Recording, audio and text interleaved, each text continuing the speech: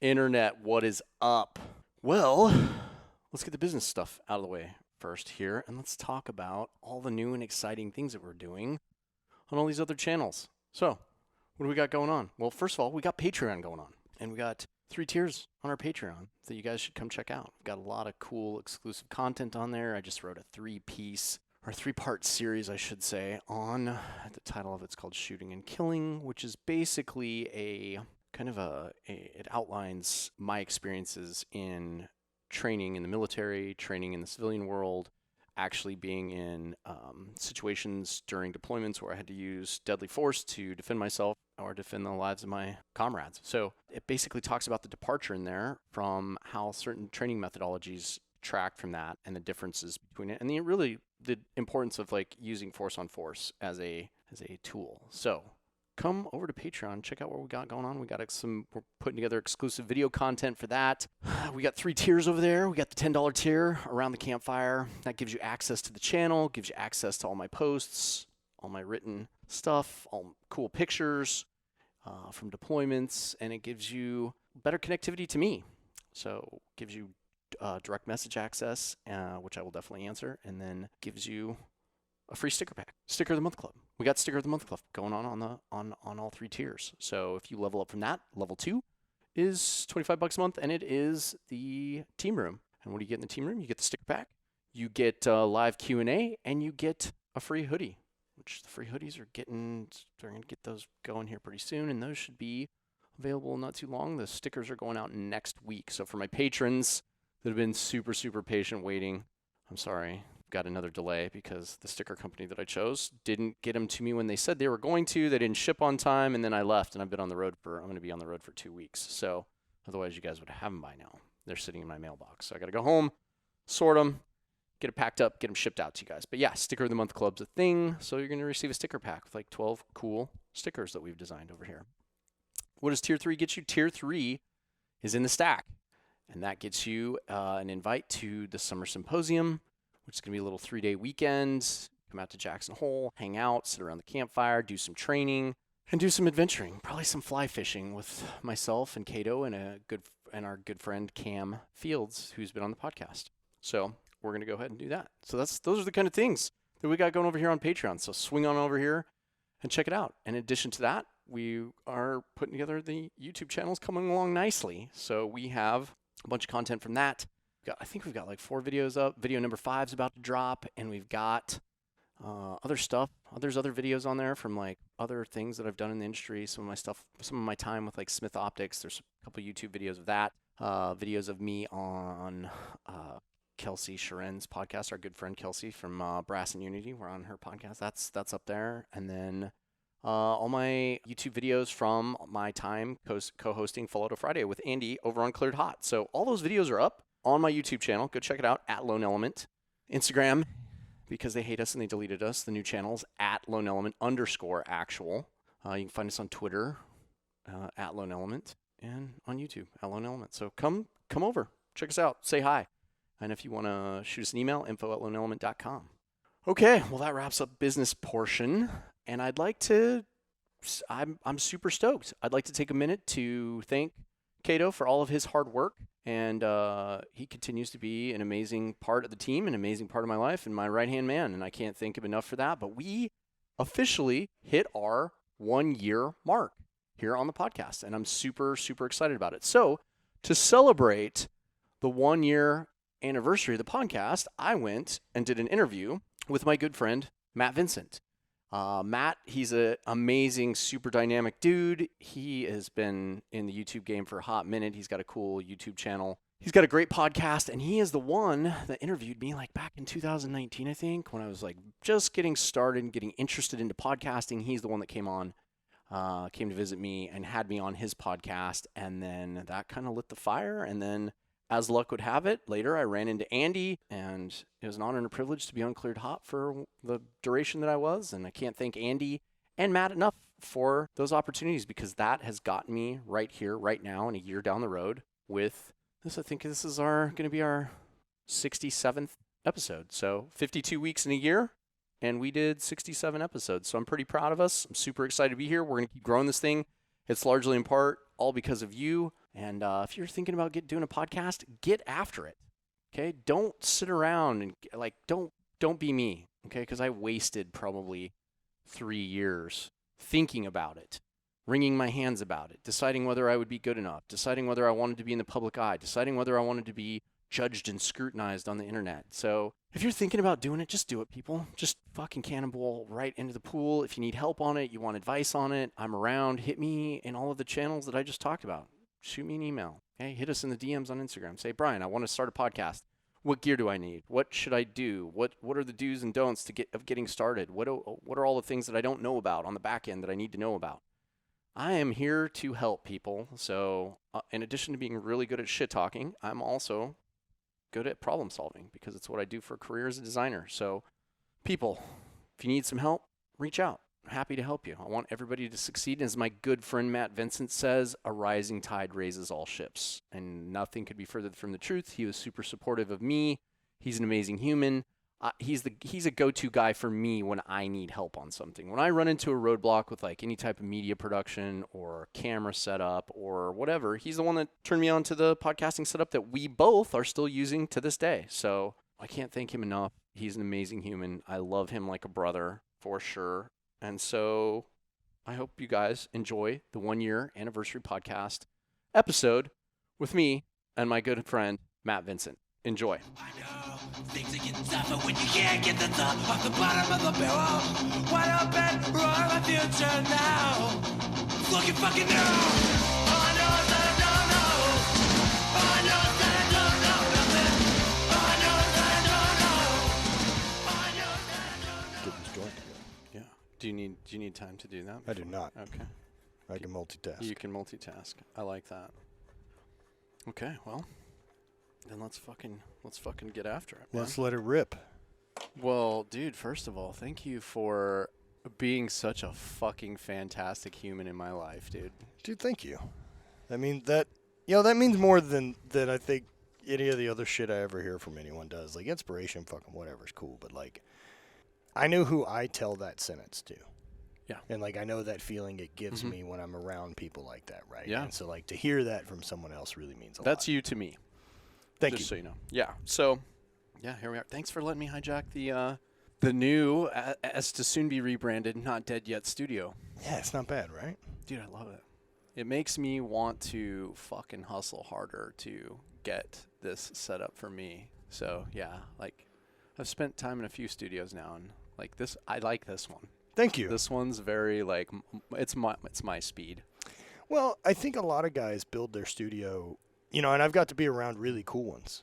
But a lot of times it looks like a TV set or it looks like what I believe a radio show is supposed to look like. Yeah. You know what I mean? Like I'm still following like some type of a template of like, we're building a radio studio. Radio studios look a bit like this. Yeah. Like there's a console and there's chairs and you know, we know the look. Yeah. And why? Right. Like, fuck, what does it matter? We could be in a goddamn... Like I like the podcast, like, one of the guys from Cypress Hill, right? Like, there's, like, Hotbox. Well, Yeah. Mike Tyson's got one Hotbox. Yeah, and then, I followed his right when he launched it. he's great. I love Mike Tyson, man. What a fucking lunatic. Yeah. He's fucking amazing. But, yeah, Be Real does one, and they sit in this old fucking lowrider and smoke. And that's how they do it. Yeah. I like that. And just get way crushed. But yeah, man, I love all the different aspects of like what facilitates good conversation. Yeah. Well, I think a comfortable environment that like is awesome feels good. Like I don't like, to be honest with you, I don't dig the studio setup. Like in terms of the TV show, radio show type setups. Sure. I don't resonate with those. I like this style of setup. And for those of you that are wondering they're like, Brian, what the fuck are you talking about? We'll get into that in a second, okay? But we are here with my good friend, fantastic friend, Matt Vincent. And he has his podcasting studio and his podcast. And it was the UMSO podcast, correct? It was, yes. It was UMSO. And again, everything's a process, right?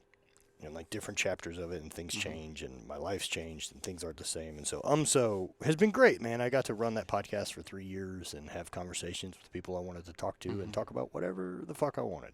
Yeah. It allowed me to get better at doing this. Now, I'm interested in being a little bit more intentional with it. Yeah. That's kind of where I'm at now. So like so I guess this is a good stepping off point to like back up a little bit and talk about you and how we got here, how we got here. to sitting right here. So why don't you introduce yourself, man, and do the thing that I know you hate the most, which is talk about yourself. My name's Matt Vincent, for anyone not listening. I'm 39. I am I guess at this point, serial entrepreneur and all-around lunatic, is how I kind of describe it. I'm pretty proud of it. I run a handful of businesses. I have an apparel company, a podcast. When I say run a handful of business, I have income streams. Mm-hmm. Like, I don't know what to call it at this point. I have things that pay me, some of which I manage and some of which I do for. So, like, from real estate and Airbnb, we just got started into my apparel brand, which is HVIII Brand Goods. Has been around since 2014, and we've been doing, seven-figure business since 2017. Mm-hmm. I have a coffee company, Habit Coffee, that's been growing. Fantastic coffee, by the way. Thank you. I really appreciate that. Hopefully we'll sponsor your show. That makes things easy. I would love that. Order yourself some coffee, friends. Habit Coffee. Your new habit. There you go. There's your pitch. And then I've got my mentorship group, the 1612, which I started in November, and getting to work with people along those lines of like finding purpose in the years in front of them and less give a fuck about holding on to the ones behind them. I'm sure we'll dive into deeper meaning of the 1612 in the show, but I have that going on. I used to be an athlete professionally. Mm-hmm. I competed in the Scottish Highland Games for a number of years, won 2 world championships, and then eventually sacrificed a knee. And here we are with a fake knee at closing in on 40, figuring out shit to do. Yes. So. Yes, we're going to dig into that because I've had my own little journey with that, but awesome. So do you recognize the setup here? My gear setup? I do. This seems very similar to my travel kit. Yeah. So the reason we're sitting here, in addition to Matt being a fantastic human, great friend of mine, is you were one of my main inspirations for getting into podcasting, man. And so I thought, because I just hit my year mark. Yeah. We just hit our year mark. Dude. Congrats on that, by the way. It's a lot of fucking work. It is. People don't realize. It's a consistent bit of work that like a monster's never fed. Because like, as soon as you're like, that show was great. Yeah. So what? Yeah. What's the next one? That's neat. We're working on the next one. Yeah. So I think I had started getting interested in podcasting, and we talked about this a little bit the other day on your show. I think we talked about this a little bit where we're guys with an operational background. We, for obvious reasons, for personal security and operational security, like for the longest time, didn't do the social media thing. We didn't put ourselves in the public light at all. We don't want to be in the public light. We don't want to be in the eye. The whole like silent professional thing, like that's the way a majority of us were trained, and that was like the culture in our community. And you can't be traveling all over the world doing things and be in the public eye, because the last thing you want to do is be going through customs someplace and give somebody a passport that doesn't have your real name on it and have them go, oh wait, I just watched your YouTube channel, this is not you. I fully understand that reality, and I guess there's part of me that immediately goes to question of like, you really have to pay attention to recognize people. Mm-hmm. And, like, people have to be really fucking famous to get recognized. Mm-hmm. Like, unless it's your job. I have 1,600 fucking videos out there and have tried my ass off to be recognized by people, right? Mm-hmm. Very rarely am I stopped, like, in an airport. Yeah. And I've gone out of my way to try to have that happen, basically. What about in customs, when people, it's like their job to recognize? No one's ever given a fuck. Yeah. Well, no one's ever been like, you met Vincent, by the way? Like, no, it's never fucking happened, dude. Especially not in Johannesburg or fucking getting into, Dubai. Like, no. Yeah. No one gives a shit. But facial recognition software. There also isn't any part of that. Yeah. That I'm over there for anything really important. Yeah. Yeah. Correct. So. Yeah, There's not much to risk there. So Right. What am I? My risk is the hassle of someone slowing down my process to getting a coffee. to getting coffee, Yeah. Yours is I'm in jail now in another country. This is really bad. Yeah, it's really bad. I'm getting asked questions that I don't want to answer. So yeah, there's Why do you have 2 passports? Huh? what?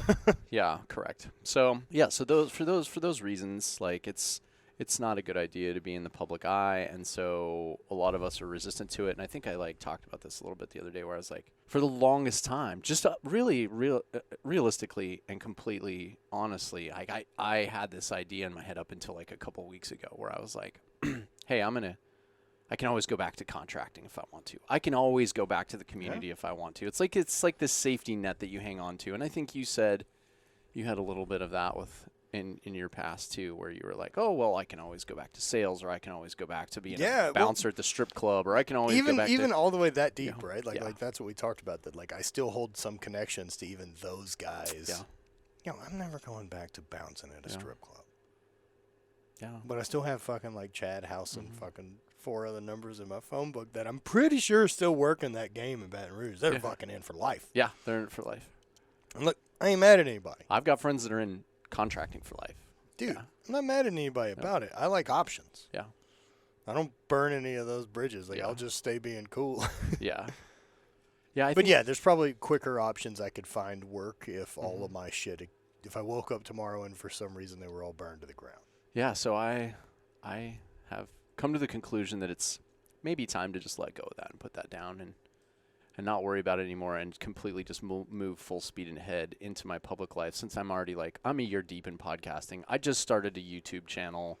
I've got Patreon going. Like I've got all these very public things happening. So now I'm just like, okay, well, I guess I can embrace this now and fucking move forward with it. But it was a little bit uncomfortable, and it was kind of a hard moment for me when that finally clicked in my brain for whatever stupid reason, because I haven't deployed or done any work for like a decade. Mm-hmm.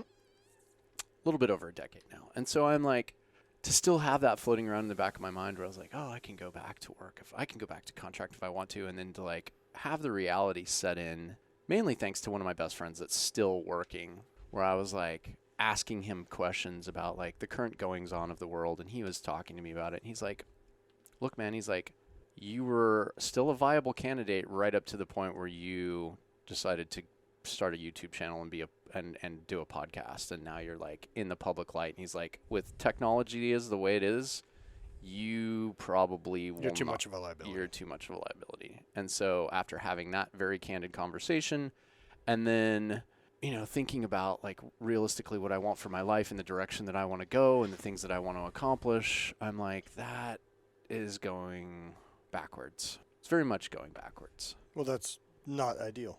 Right. And so, thinking about that question, sorry to interrupt, but, as you're looking at, leaving this former life, Yep. This identity, this contractor work, this I still could, then still ready to go. Yeah.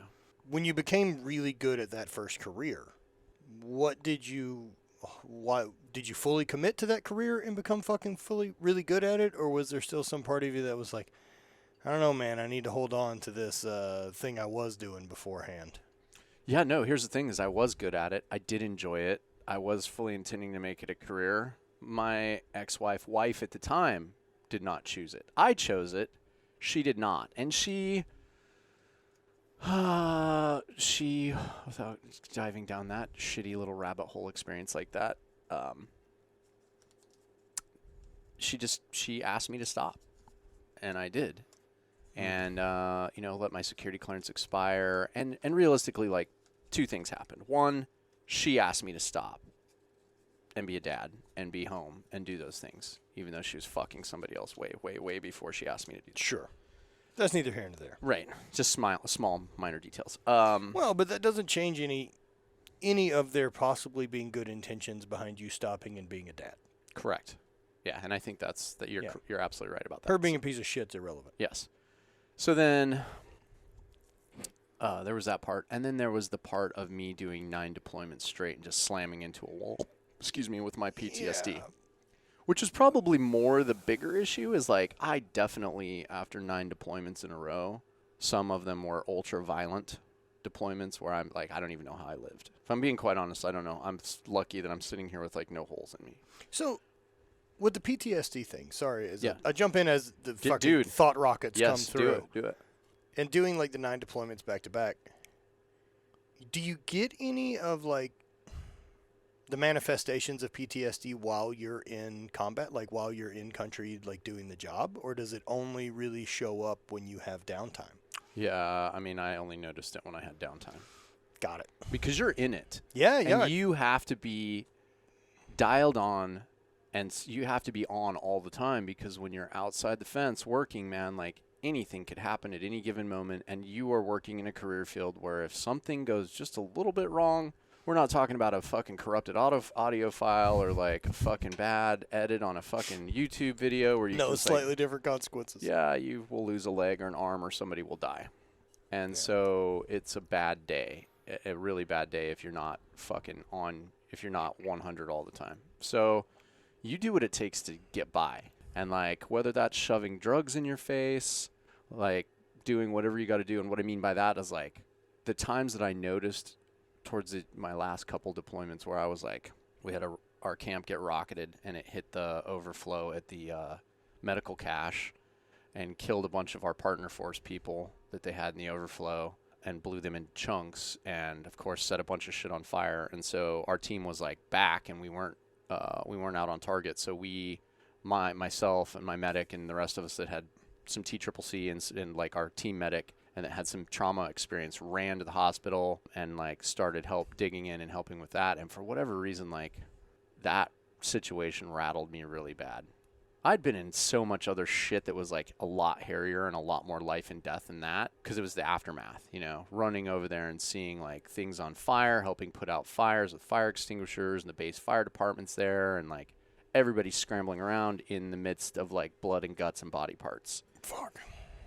And so that was. I have so little reference for anything like that, right? Like anything that I even try to conjure or have empathy toward, or even try to like put myself in it to grasp it. You know, I'm just looking at movie clips I know of.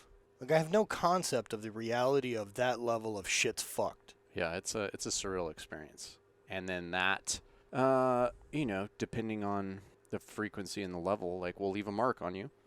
And you will, like, so I was having nightmares, and I was like having a little bit, and you know, keep in mind, I think this is like the deployment 8 for me. And so my medic noticed that I was a little fucking twitchy. And so he was like, here's some fucking Xanax. Here's some other things for you. Is this long-term good? No, it isn't. But today, right, I need you to fucking operate. Yeah, correct. Here's some fucking Xanax. Calm your fucking shit down. And he got me on an even keel again.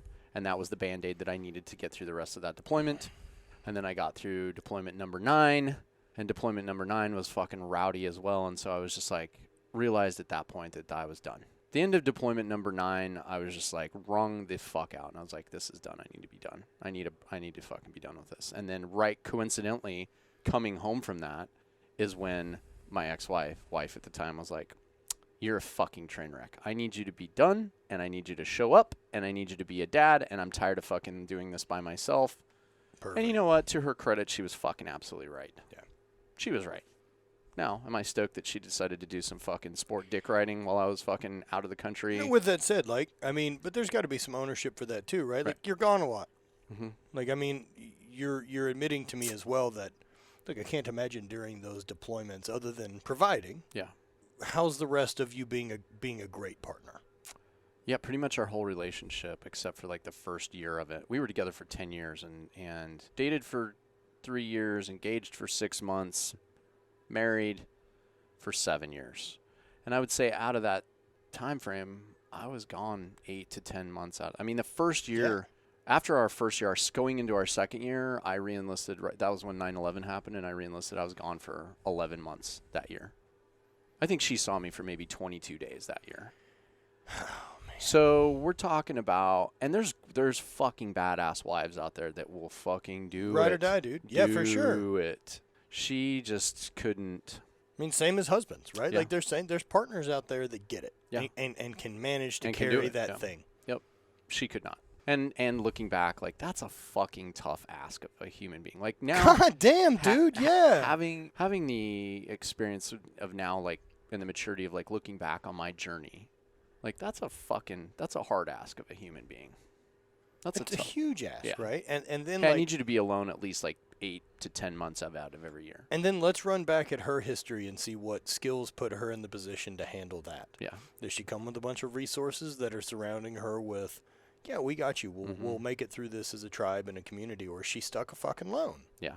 No, alone people don't do well. No, I mean, she was geographically alone, but her family, which was also part of the problem because her parents were. Nor am I trying to take away her making fucking terrible choices. No, I don't believe that at all. Like, yeah, I mean, we all have just both sides of that coin. Yeah, for sure. So yeah, there was it was just it was tough. So knowing that I needed to be done with that, and now going on my little journey, my entrepreneurial journey, and always having that in the back of my mind where I'm like, I can go back. But moving forward and having enough success moving forward, incremental as it was, as an entrepreneur doing the grind as we do, I was able to keep my head above water enough and enjoy myself enough to where I never needed to push the fucking emergency go back to contracting button. But it's always been there. And now with like world events the way they are and things going on the way they are, like I had a very candid conversation with one of my friends and he just laid things out to me and he's like, look, dude, it's a different time, different technology on the battlefield, different things going on along the world, out in the world. And like with you doing the things that you've done and just making the decision to have a public life, yep, you are no longer a viable candidate. So with that, we'll always end up having a certain population of gray men. Yeah. But I know, like, your generation coming through the teams, like, it is frowned upon for you guys to have started, like, fuck, man, your generation's really some of the first that actually got to try to start making a living off of their life story. Yeah. I mean, we have a couple guys, like Richard, the guys who've written these fucking fictional novels in the past. Yep. But, like, now guys, Matt Best or any of these people out telling stories. Yeah. Tim Kennedy being a public figure, any of these guys, right? Like, does the new generation feel totally different about it? Like, does the 25-year-olds right now, 28-year-olds, 30-year-olds who are kind of just getting back to becoming adult, do they have any hang-up of, like, well, I'm not supposed to share that stuff? Yeah, I mean, it's ingrained in you. It's ingrained in you, so everybody's going to have that difficulty. I think with how bad social media is proliferated and how technology's taken off, like I think people are getting way more comfortable with it because there's times where like during my career, you couldn't have a personal cell phone on the battlefield. You couldn't have a personal, like your personal cell phone had to stay in your cubby in the team room. Same deal with like going to school. Like how many, like I couldn't fucking bring a cell phone to class in college. Mm-mm. And now, yeah. What do you mean not bring? Yeah. You won't have a calculator with you all the time. You're a liar. Right. Correct. This is proven to be untrue. Yes, this is proven to be untrue. Also, yeah, so now I'm seeing like, we're seeing such a huge proliferation of like technology. I mean, even like to use Ukraine as an example. Like every soldier on the battlefield is out there running around collecting content, for either personal or because that's the fight now. Or propaganda purposes or for morale purposes to like, keep people out in the space informed. Well, but nothing's an unbiased view. Yeah. So I think I think people are getting more comfortable with that. I think that's becoming a new normal in terms of, like being out there. As far as writing books go, yeah, like my generation, like that wasn't a thing for a really long time. But what's strange about that, and I've had these conversations because I have a really good friend, and he's a business coach, and we worked together at a company. He was the CEO, and I was the vice president of product development. He came from JSOC, and that's all that I can say about him. But he came from his background's amazing. He's done amazing things, like legendary shit that they should be making movies about for sure. If anybody deserves to get a movie made about him, it's this guy. And he vehemently refuses to talk about it, he'll talk about it with people that he knows and trusts, like people that are close to him, like he's told me his story, but he will not talk about it with anybody else. And I feel like that's a travesty, that because what inspired me to go down this path was my fucking buddy handed me a copy of Rogue Warrior that Richard Marcinko wrote when I was in fucking a junior in high school, I think. No. Right. No, it was this summer in between. Yeah, I read that. Yeah. In like I couldn't be less interested in that type of material. But my brother had gotten into, I guess, that type of fiction. Yep. And so I just hand-me-downed a handful of the books. Yeah. And ended up reading them because I think I was at a point in my life where I was convinced that reading books was going to make me smarter. Yeah. And I'd like to be smarter.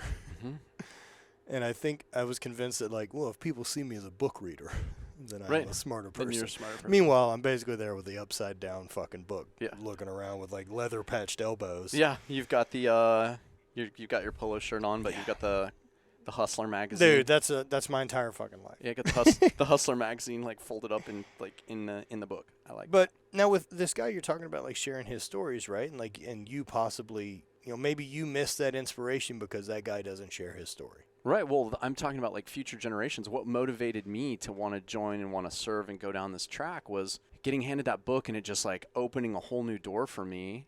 That I was like, oh wow, and I was interested in the military from like the time I was a kid and like wanted to be Rambo and like had GI Joes and like played, laser tag and paintball and I did all of those things when I was a kid. So there was a baseline interest that was already there. But then I went away from that for a number of years as a teenager. And then my friend hands me this book and I read it and it just reignited my fire. And I was like, oh, wow, this is what I want to do. And then I just proceeded to read every single book that I could read on any type of, like, I read books on recon. I read books on SEALs. I read books on Green Berets. I read books on... Which part, though? Which part draws you in? Like, is it the firefight? Is it the adventure? Is it the I'm a bad motherfucker? Yeah, I was enamored with the story of like high adventure and I was enamored with the fucking journey to get there.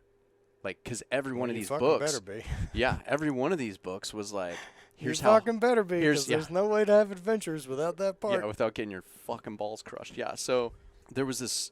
I was more enamored with the journey to get there, and then once you're there, then the tales of high adventure and near death that that these guys were talking about, and then of course like there's some obviously the patriotic piece of it too. Like I'm a patriotic person. I love this country.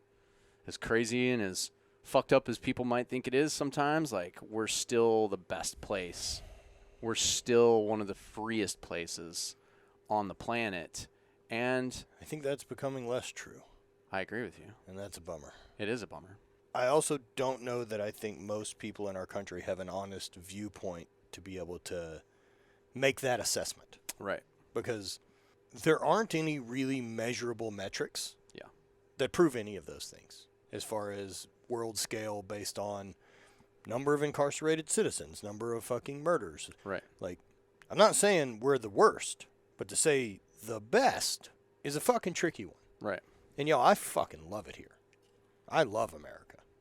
I like being in this country. I love this landscape. I love that I can travel 20 fucking hours in one direction and not really have to change any real plans.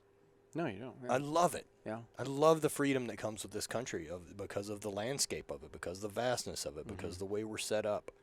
But there's a lot that needs to get sorted out that's really ugly. Yeah. And until a lot of people on whichever fucking side you're on, just as humans, be able to say, like, this is an unacceptable thing our country does, and admit that we're not the best. Because if you're the best, you don't have anything to fix. Right. You just fucking hang out in your chair. You're like, man, I'd rather be number 2 trying to get to number 1. Right. Yeah, I agree with you. Because the guy sitting in that chair gets less concerned about getting better and more concerned about keeping his ass in that chair.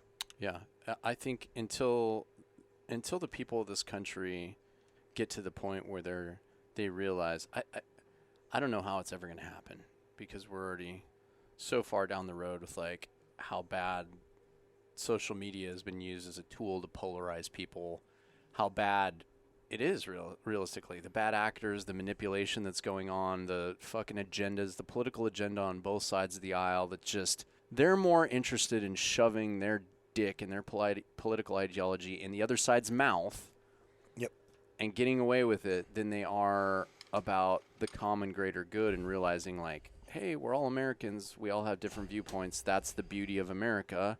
We all need to respect each other and find a way to move forward together as a unified country until we fix that and until we fix a lot of the corruption and the special interest shit in Washington. And I don't know how that's ever going to happen because it's just so deeply entrenched. I don't know. I don't know what the solution is. Well, the solution's not going to happen there. Like, it's not going to get fixed we can't use that system to fix this one. Right. Like, that ain't how it works. Mm-mm. And for me, I guess I find a lot of comfort, right, that, like, I know the game's rigged. Yeah. As far as whatever the fuck is happening over there and the illusion that media has tried to create, I understand what's happening there. I understand the psychology behind using fear to get people to fucking act. I understand using that to keep people divided. I understand all the tactics that are being fucking played. But I also think it's our fucking fault. Right. It's our fault that we've allowed our news channels to become this fucking spewing garbage instead of provide fucking unbiased information to us to educate us. But because there's advertising, it's called fucking entertainment. It's not news. Right. Stop listening. Stop watching it. Yeah. Stop giving it your fucking energy and giving it your vote. Stop fucking finding a villain. Stop finding a bad guy. And start building your fucking community around you. Yes. Start at a local level. Start with the people you give a shit about. The advantage that we have of these stupid fucking phones is, we went from a really simple tribal culture. Where, like, I physically know the people that I know. Like, I can't not know anyone else. Like, planes don't exist, whatever the fuck that is, right? And then we got into cities. And, like, holy shit, our tribe grew so much, now we're back to being anonymous within it. And that's a really weird feeling for people because they don't belong. They don't feel part of it. They don't feel valuable to their community, which means they don't have a fit. And then, with online, holy fuck, you're able to find your specific niche again. Right. But it's lost this. Yeah. It still needs the intrapersonal communication because doing it non-verbally doesn't work the same. You don't get empathy. You don't get touch. You don't get share. You don't get intimacy. You don't get hugs. You don't get, that fucking feeling that comes from sitting around fire and talking shit. Yeah. And so I'm hoping the pendulum keeps swinging back that way. And what you meant by this, because we're in a... Sorry, just internet, media, phone, all these things that we can really quickly try to point at is like, this is a problem. Fuck you, it isn't a problem. Right. It's not either. It's a fucking tool. Yeah. It doesn't have an opinion, and it sure as fuck doesn't get a vote in my life. No. And you're talking about, like, having that good interpersonal connection. Yeah. Like, in person. In person. And you can use this for all of it. Find your people. Yeah. You know what? Oh, fuck, all my people live in Denver. Go to fucking Denver. Yeah. Go. They're not coming to you. None of the opportunities or people I've found, mentors I've met, friends I know, none of these fucking people came pre-installed in my life, man. Ain't none of them showed up in Baton Rouge, Louisiana and knocked on my door to say, hey, how can I help? Yeah, right. I fucking went. Yeah. I went to find people that spoke my language, the people that resonated with me. Yeah. Because I need to feel it in person. Yeah, we've lost so much of that. Fuck listening to this bullshit diatribe between these old goddamn geriatrics who don't give a fuck about us. I'm okay with knowing that because that's the truth. They don't give a fuck about us. They haven't given a fuck about us. Yeah. Neither side. Fuck them. Yeah. I'll smile and nod and do whatever the fuck it is I want in my life. They don't get a vote. Right. I choose the people I want to be around. Nor should they have one. Right. I choose happiness. I choose to push myself. I choose to take care of myself health-wise. I choose to build businesses so that I don't have to answer to someone else. Correct. That type of thing, that feeling in most people, that choosing to be valuable so that you are important to your community. Yeah.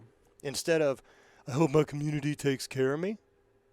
Like, build value and fucking skill and invest in yourself to be part of something. That's where confidence comes. That's where the self-worth comes. That's where you can find opportunities and jobs. Yeah. Instead of just waiting for these fucking... Like, the best thing is just wait for all these fucking people to die. They're gonna. Yeah. They're going to, man. Yeah. The tide's gonna shift. Yep. It's going to change whether I want it to or not. Yeah. It sure as fuck isn't going back to 1950. No.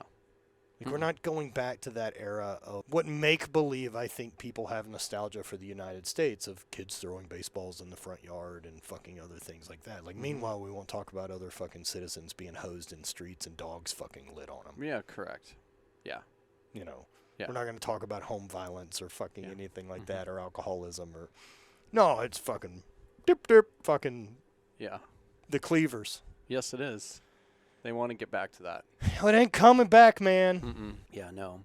If you bet against technology, you are going to lose. And my parents are, case in point, a classic example of what you are describing right now, where they just like a television set and Fox News. So they're doing fine, except for that part. Yeah, television set and Fox News. My mom did learn how to use Facebook. Yeah, I'm so far out of the news thing, like I'm not 100% sure which news stations represent what side at this point. I just fucking dislike all of it. So do I. Yeah, I don't get. Like, I'm not sure when you say Fox. Like, I'm not sure if that's right or left. I don't even watch it anymore. Perfect. Yeah, I don't even watch it anymore. Like, I get my... I know I'm not in. I have all my news resources that I have people that I trust there that I will go and look at things on. That's really all you need. Yeah. Have a couple smart friends who are into that shit and like call them once a week and be like, anything important? Yeah.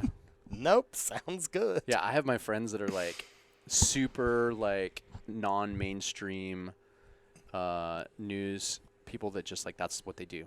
They're watchdogs for these like low-key news resources where there's like actual real journalism, real journalism going on, like what you described, where it's just like, hey, this happened. This is a thing that's happening. We don't know why it's happening, but it's happening. Not like this thing is happening and it's because of these people that are doing it. And you should, oh, by the way, stop. Hold on. We've got to tell you about this really great product you should buy. Yeah, of course. You ever watch just cable TV at this point anymore? No. No, it's been like a decade since I've had Yeah. cable. Yeah. The only time I catch it is in other countries or like a random hotel room like I've just been in too long. Like, and I'll just put a TV on. Yeah.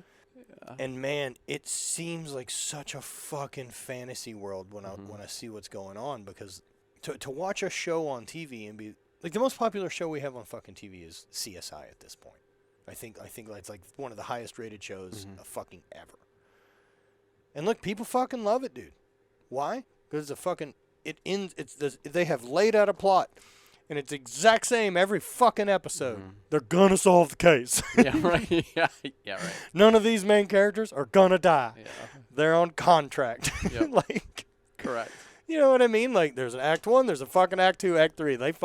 Everyone is exactly the same. Rotate some different detectives in and some different mischief. And fuck, we love getting served that thing. You can't even fucking decipher episode to episode after fucking 2 weeks. Yeah. And then that shit is in a 30-minute show. That shit is wrapped up in 20 minutes in 3 parts. You have 7-minute segments of a show that gets spent most of it doing advertising to you for commercials. And at this point, because cable TV is going to the houses of people who still own cable TV, it is fucking insurance and fucking pharmaceutical drugs. I was just gonna say, dude, like count how many pharmaceutical commercials there are during a Fox News segment. And personal injury lawyers. Yeah. Yeah. You need to sue somebody, or you need to take some new drugs, or you need to like look at the target demographic of who they're targeting. Do you feel any of these ways we've just listed, which means you're alive? Yeah, which we means have medicine for you. Yeah. You have a pulse. Well, we figured out this new terminal illness called life. It's gonna get all of us. If you take a pill for it, it'll be better. That's not unnecessarily true. Like, that's not a lie. No. There are pills that do that. Yeah. Just not the ones you can get prescriptions for. Well, that much advertising that goes to a thing that I can't go buy is fucking crazy. That I need permission to buy. Yeah.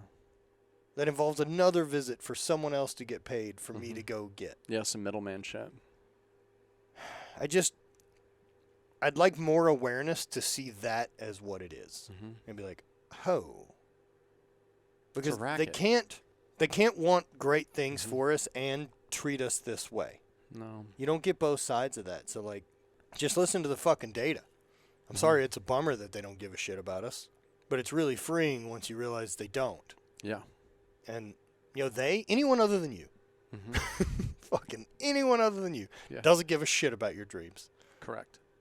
They're not going to come help. They're not going to save you. They're not going to come and try and inspire you. They're sure as shit not They're not going to check They on are you. not investing in your life going the way you'd like it to. No. That doesn't help them. Mhm. What helps them is your life going the way they'd like it to. Yeah, which is at a job producing revenue so that they can take a piece of it to keep the machine moving.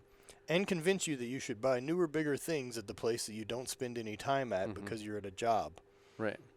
To make sure your neighbors also were pretty impressed by the newer, bigger things that you have in comparison to their newer, bigger things Right. that they don't spend any time with.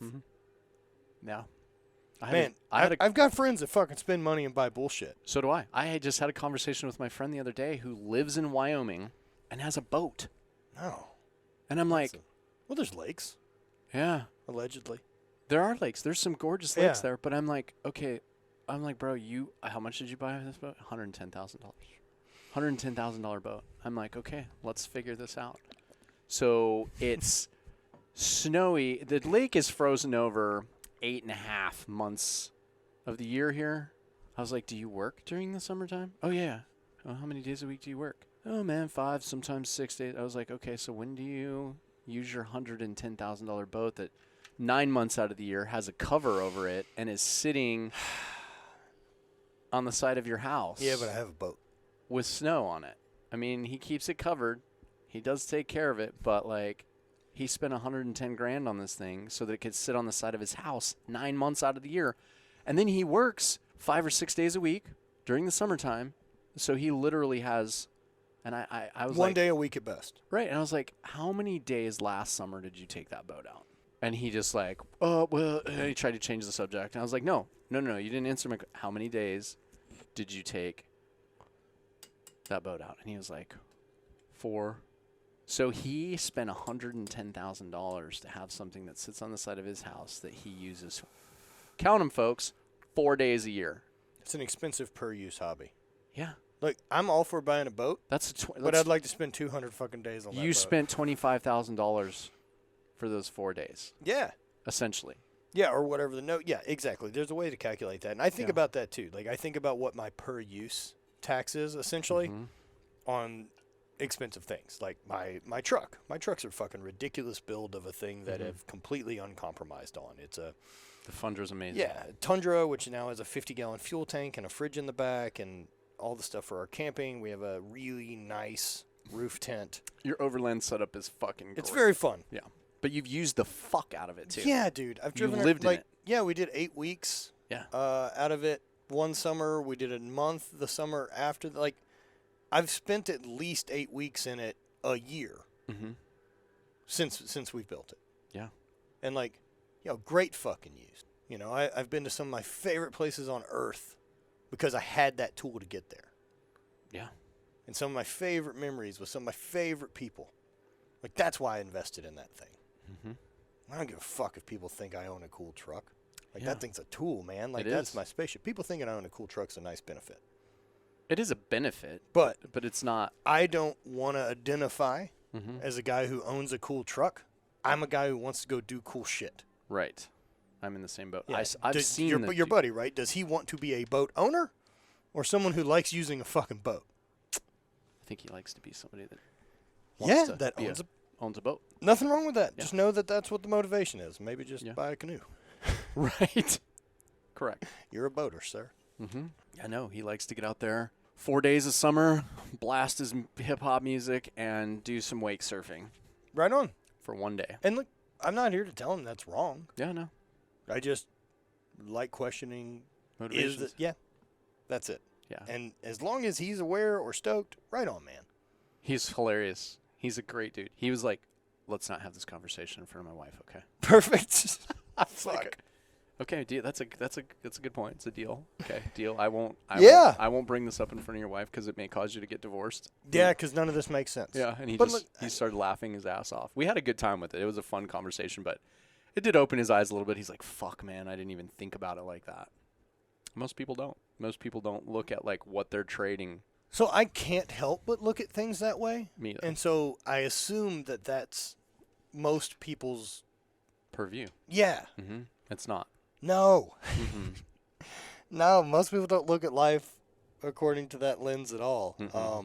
And I guess that lens has just gotten sharper and sharper over the years. I mean, I'm sure there was a point. Like I know like younger in life, right? When I did the bike shop piece, I was much more interested in being considered an entrepreneur than I was in doing any of the work to actually be a fucking business owner. Mm-hmm.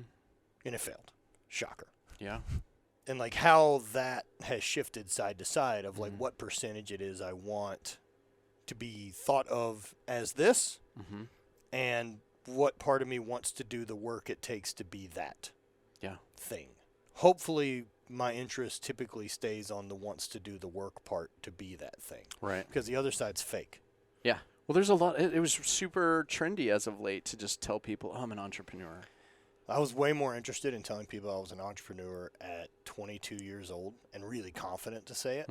Entrepreneur, blah, blah, blah. 22 years old. I have a bike shop that maybe I make $400 a month from, so fucking suck my dick. Right.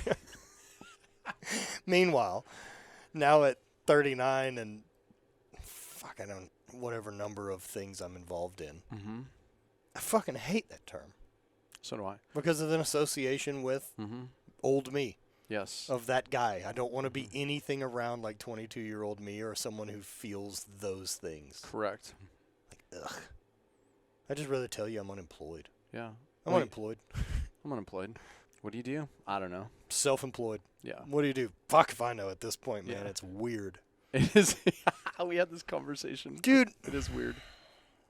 So, are you familiar with the term jobber? Yeah.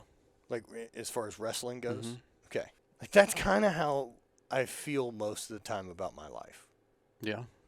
Yeah. Like, I'm a fucking jobber. Like, I'm a jobber, and as an athlete, like, I'm a gamer. I perform very fucking well when it matters. And I'll train and die to be able to stack the cards in my favor to train when it when it counts. Yeah. Like, I may not be able to beat your best, but on the day it counts, you'll need your best to beat me. Right. Because I will show up and throw at mine. Guarantee it. And if you're off, I got you. Yeah. And like that's something that built a lot of confidence from the athletic side of like being a gamer and being now what it feels like as a jobber. It's like, well, I have a variety of skills that have come from whatever the fuck this is now. Right. Of owning a t-shirt company, which means I have some graphic design skills. I have taste. I know what it takes to get shit manufactured. I've produced marketing content. We've shot. Yeah, I own a production studio now worth of fucking camera equipment from 12 years of owning an apparel company and needing to shoot content from it.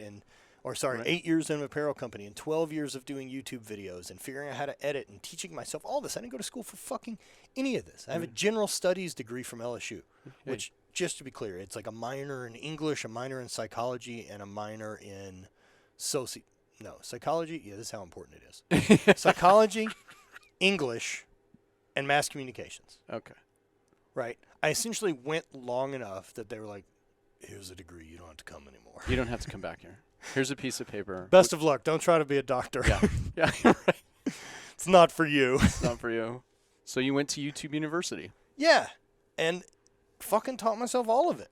You know, and got around people doing it. First guy I met was Brock, and he taught me some basics of video editing after we filmed some stuff on YouTube after me doing 5 years of YouTube shit on my own. Yeah. And I've just never stopped enjoying getting better at all those things to the point of like, you know, if people have problems to be solved, I'm down to try to help solve those problems. Right. And so, got a thing you'd like filmed? Cool. I can do that. Do you need a host? Right. I can do that part too if you want. I can do that. We come pre-installed with the one. And yeah, it's been fucking fun, man, to just be able to like, well, I don't know if I can do that job, but I know I can do all the parts of it. What if we put it all together? Well, here we fucking go. You know? And I fucking love it, man. I love that I don't know exactly what it is I do for a living. It's fun. It is fun. You know, long-term shit, short-term shit. Like I have both. Very different investments into the type of income I make. Yeah, I mean, I'm very much just starting to go down this path with getting things the way I want to, you know, modeled and set up. And it was like after getting down, you know, going down this journey with podcasting that I very quickly, you know, because after you had piqued my interest with it, and then I was a guest on your show, and that was the first time I'd ever went public. That was like, You were so awesome because you were super patient with me as we went through like 3.5 hours of That's great, dude. of my life with, and I just like had never spoken publicly about a lot of that stuff, and it was the first time that I just like opened up to anybody, and it felt good. It was cathartic. I remember the feeling that I felt after we were done recording, and then I think it was after you guys went home. I was like, that was actually pretty fun and pretty cool, and I kind of liked the way that felt. And then the self-doubt, self-fear thing kicked in. I didn't pursue it. It was something I wanted to do, something I was interested in, but I still had that fear in my mind where I was like, oh, nobody's going to want to hear what I have to say. Oh, I don't have any value to add. Oh, this is scary. Oh, people are going to judge me. I don't want to deal with it. I don't want to be on social media. And so I held back from it. And then the next opportunity I had was with our good friend Andy Stump, who was like, here, be a co-host on my show. And then I really got to observe him at close range, and he was already well down the trail and had discovered I was a student, and I watched him and his craft, and he's very good at it. For sure, he damn sure is. And I learned a lot from him. And then I was like, okay, cool. Now it's time. Now it's time for me to fucking rip the Band-Aid off, quit being a pussy, and fucking get after it. Well, look, you're going to suck at it. Yeah. Oh, that's the thing that you have to grasp, That's the thing you need to enjoy. Yeah. Because, holy shit, we're bad at this. Yeah. And, like, almost to the point of, like, you don't know where to start? Yo, record a podcast. Yes. Open up your fucking phone to the microphone and go. Yep. That's it. Yeah. You want to do some preparation for it? Try. Sure. But fucking record it. And you can also send it out. That's it. That's how hard it is to be a fucking podcaster. You could be a podcaster this afternoon. Yeah, go into your voice memo app. Yep. Sit down with a friend, crack open a beer, push the fucking record button. Yeah, because if you think you need this studio or this lighting or any of these type of things set up on day one to get started, you're mistaken. And not only that, like, none of those things are going to improve your day one start. Like, unless that audience is already there and coming from something else, it doesn't fucking work that way. Dude, I'm still using the fucking setup that you had. Yeah. And that we recorded. I still have it. It's in my fucking travel box. It lives under my desk. Yeah. Do you still use it? Yeah. Yeah. That's when we're on the road, that's what goes with it. It's fucking awesome. It takes up no space. You get great sound out of it. And it's a fucking great tool. And no, I just complicated because now I need cameras too. Yeah, well, I'm fucking disaster. Right behind you on that. But this is no one's asked for it. People are screaming at me now. They're like, "Put your podcast on YouTube." So like now my audience is demanding it now. Like I've had 50, 60 emails where people are like, "Hey, yo, just upload it right now. Love your podcast. Upload it right now without video." What's just because people use YouTube as the app to listen to stuff. Oh, okay. So just upload it there. Audio. Okay. Yep, and just put your fucking logo over it. Okay. Yeah, because people have been demanding video. So we've got it, which is why I started the YouTube channel now, which is like the whole.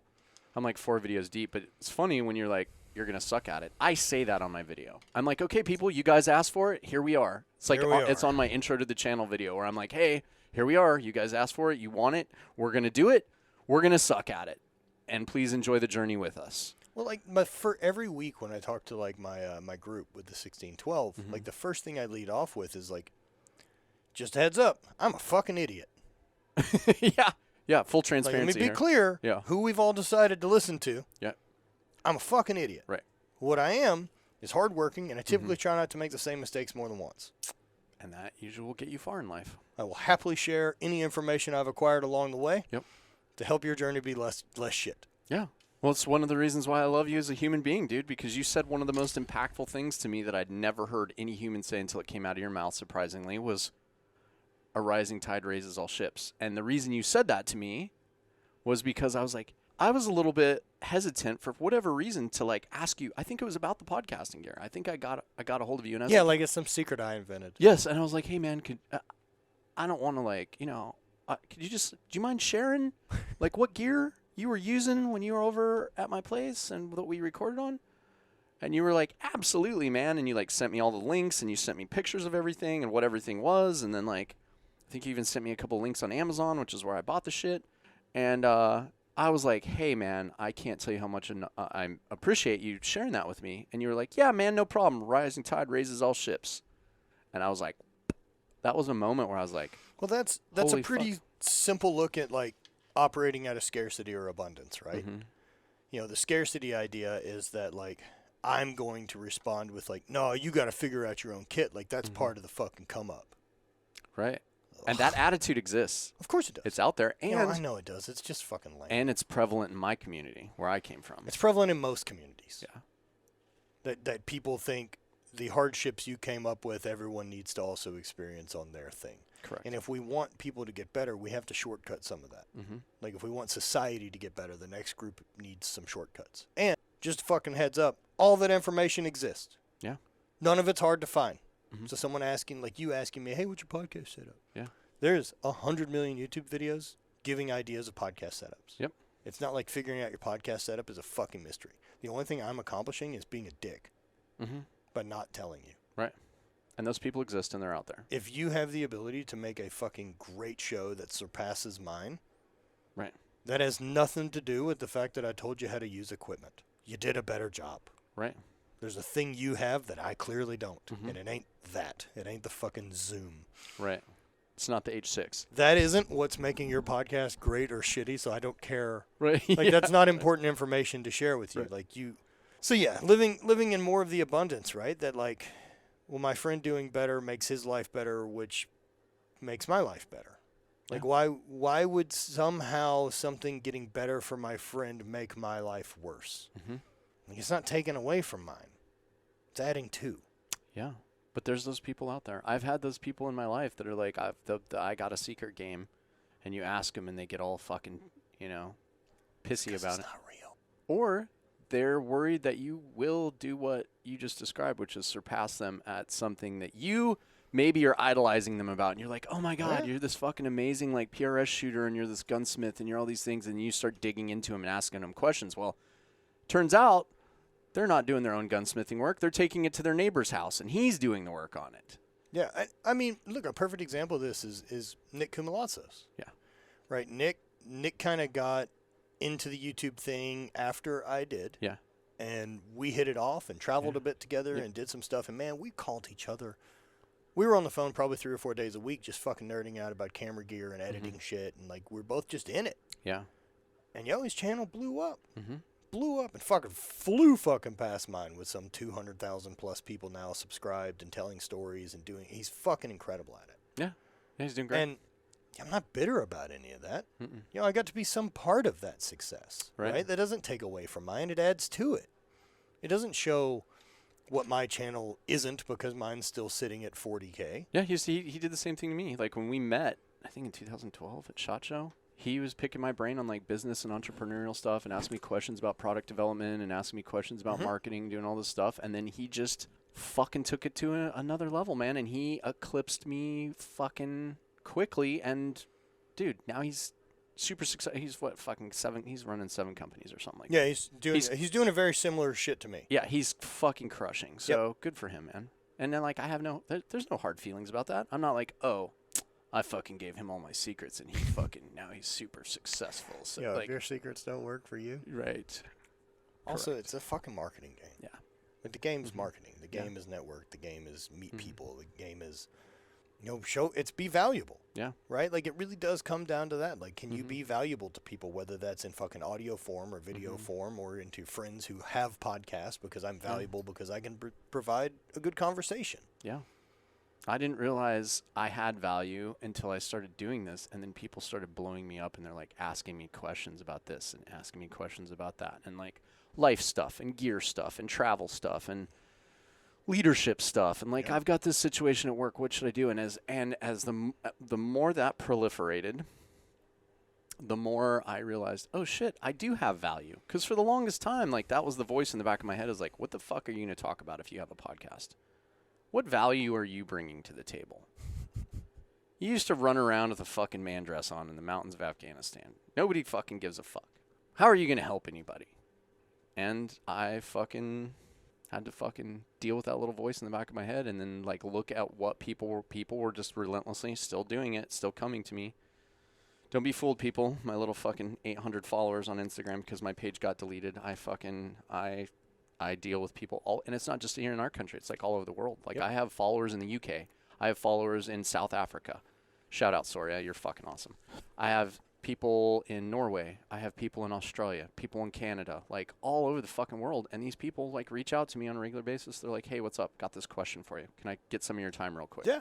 Yeah, I love it. You know, that's one of those things. Like, man, I've responded to. I bet I've responded to like 95% of direct messages I've ever gotten. Yeah. Since too. Since it started. Like, Yeah. yo, thanks. Mhm. I love getting to fucking do all this. Yeah. You're not hassling me. Mhm. If you are interested in trying to develop that fucking fire in your life that I feel for mine, let me help. Yeah. Absolutely. I want to see it. Mhm. Because, man, the things I'm doing aren't necessarily for anyone else. They're things I love. Yeah. I just want people to feel that way about their fucking life. Right. Well, as they should be. And like, I can't tell you like how sad I feel for people when I see them. And I'm sure you know exactly what I'm talking about. When you go to the gas station and it's the fucking dude that's like working in the little gas kiosk selling cigarettes, and you just see that he's completely dead in his eyes. And I look at people like that and I'm like, I wonder what that dude wanted to be. I wonder what his dreams are. I wonder what he wants to accomplish with his life that he's too scared to do, because that's the only thing that could keep you in a gas kiosk, station kiosk, selling fucking packs of cigarettes and making sure the pumps switch on when they're supposed to, is fear. Yes and no, right? Like, I think there's some importance that, like, so with the book, The Four Agreements, Don Miguel Ruiz. Familiar with that? I am familiar with that. I haven't read it yet. Okay. One of those four agreements, you have be impeccable with your word. Yes. I'll probably get these in the wrong order. It's never something I do well. I also pretty much get 3 out of 4 every time I try to recite them, despite a book I've read fucking twice a year for. Well, Marissa had to pick Yeah, up your of slack. course. She, Yeah. she got the last Yeah, one. she did. I'm when proud. we're- Very helpful. Yeah. Thank you, Marissa. But yeah, be impeccable with your word. Don't take anything personally. Always do your best. And fuck, I even got it on that run. Impeccable with your word. Don't take anything, but don't make assumptions. Right. Right. So Okay. the don't make assumptions piece, and this is as far as like the four agreements of managing your own energy, so that you can choose where your energy goes. Yeah, where you can spend Yes. it. Yeah. If we're gonna be a little woo woo, right? Yeah. Like me even putting together a storyline that creates energy about what that guy who works at the gas station's life is, and assuming he hates it is assuming. When I don't remember him asking me any opinion about what he's doing with his life. Correct. I don't have a thought on it. Yeah. I'll be nice to him. Listen, I hope he's as happy as I am. I got to be honest That's with it. you. I just found my empathy not too long ago. I know. was- Right. I was trying. It's a complicated thing. I was trying to use my empathy. I was like trying to look at this guy, and I'm like, oh, look how sad and dead he looks in the eyes. Man, I feel empathetic towards this human. I wonder what his dreams were. What's the thought process? I'm not going to walk around in my day trying to help drowning people not asking for help. Right. Do you know what I mean? That guy may not feel like he's drowning. He may be under my definition of drowning, but this may be a fucking giant upgrade in his life from foster care that he grew up in and not having any stability to now he's had the same job for fucking 5 years and has his own place. And so I really work on that, staying in abundance, right, by not making that assumption. Yeah. Not giving that thing the energy of like, because even along those lines, right, like there's still some piece of energy that you're now taking with that has to recognize there's miserable people fucking running around. Yeah. And if they could just see it, they'd do it. They won't. They haven't for fucking however many thousand years. People figuring out enlightenment's not new. Like none of this is fucking new to the show. It's not like people got it and they were like, woohoo, finally. Right. No, we've fucked this up for millennia. And so, yeah, I just wish the guy the best. I hope that if there's ever a point he decides he wants more, he can have it. And if he's happy, right the fuck on. Yeah. Because I bet that guy would be miserable in my fucking life. Oh, there's a ton of people that would My life is a fucking nightmare for a lot of people. Yeah, I talk about it constantly. People don't want this life because we're on all the Some do. fucking time. Some do, and for those who want that and have whatever it is to figure it out, it's fucking great. I won't tell you anything different. Like that, like this is not a fucking punishment for me. I'm stoked every fucking day. Me too. Stoked every fucking Me too. day. But I've seen people that try to do it and it smashes them, and then they fucking come back and they're like, dude, I don't know how the fuck you do that. Like I had to go back. I went and got my job back because I couldn't do it. I don't know how the fuck you do it. How the fuck do you do it? I fucking did it, right? Like I opened a bike shop and got my ass kicked and fucking went and got a regular job for a decade. Yeah. and then fell into this. But once I removed the reins and said, we're fucking all in on whatever this life is, I haven't looked back. Yeah. And it's the entrepreneurship thing, it's being able to problem solve as quick as you can. Yeah, dynamically problem solve. That's it. The 100 million problems a day. Stop fucking walking around with any type of expectation of how this is supposed to go. Yeah. And work on the intention of what you want to accomplish. Like, that's it. Yeah. Admit that I don't know how this is going to fucking go, but we're going to start trying shit. Yeah. And the first action is pick a thing, try it. Right. Like, that's still the first move. We can talk planning and talk all this shit, right? And until we try one thing and see how it goes and we have some data to go off of, that I'm not going to emotionally process that fail or progress. Yeah. It simply is. It's simply telling me good plan, not good plan. Right. More, less. And that's how I look at trying to make decisions. Yeah. Is this more of what I want? Is this less of what I want? Do more or less of that to get more or less of it. Yeah. Well, just take the first step. The first step is the Just pick the first hardest fucking one. It's like you just said. If you're out there and you fucking think you want a podcast, Start. Yeah. Well, I mean, people that want to do entrepreneurship, right? Like, you want to own a fucking business or any of these type of things, and like, man, the people who get caught up in all this, like, oh, I need to get a trademark and I need to fucking talk to my lawyer. Like, make fucking money. right? Start selling something. Yeah. Get your shit together. Figure out what you want to fucking sell. You don't even need product at this point to start a business and start selling shit. Do a pre-sale. Yeah. But you still have to figure out a thing people fucking want. Right. That's the hard part. Yeah, a widget or a service. Whatever it is, man, find out a fucking job that people don't like doing and offer to do it for them. Right. Or a really fucking hard one that it takes a lot of work to do that only you can do. Yeah. I have a couple jobs that pay me that are a variety of all those things. But start fucking working, dude. Like Hate Brand, I've never invested any money in this. I started with a pre-sale for t-shirts that I opened after selling 3 ebooks. And then we turned that into stock, and then we had stock to sell, and that allowed us to buy more shirts for the next time we came up with things. But what I figured out business-wise is that I needed to follow the drop model. Like, I needed to follow a thing where I put out new things. Because that's what kept people coming back to shopping from me. Right. That's where I struggle with trying to figure out marketing really well for my coffee company. Because we have 3 or 4 items and they don't change very much. Whereas running Hate, I got that system locked up. Yeah. Because I can come up with new. All the time. That fucking bucket will never be empty. Right. Can do. That's a weird thing to also get confident in. Because I remember having times in the last 8 years where I've sat down with like, oh, we need designs for blah, blah, blah. Yeah. And I'm like, we got nothing. The well is fucking dry. Yeah. And what I've figured out is how to refill the well.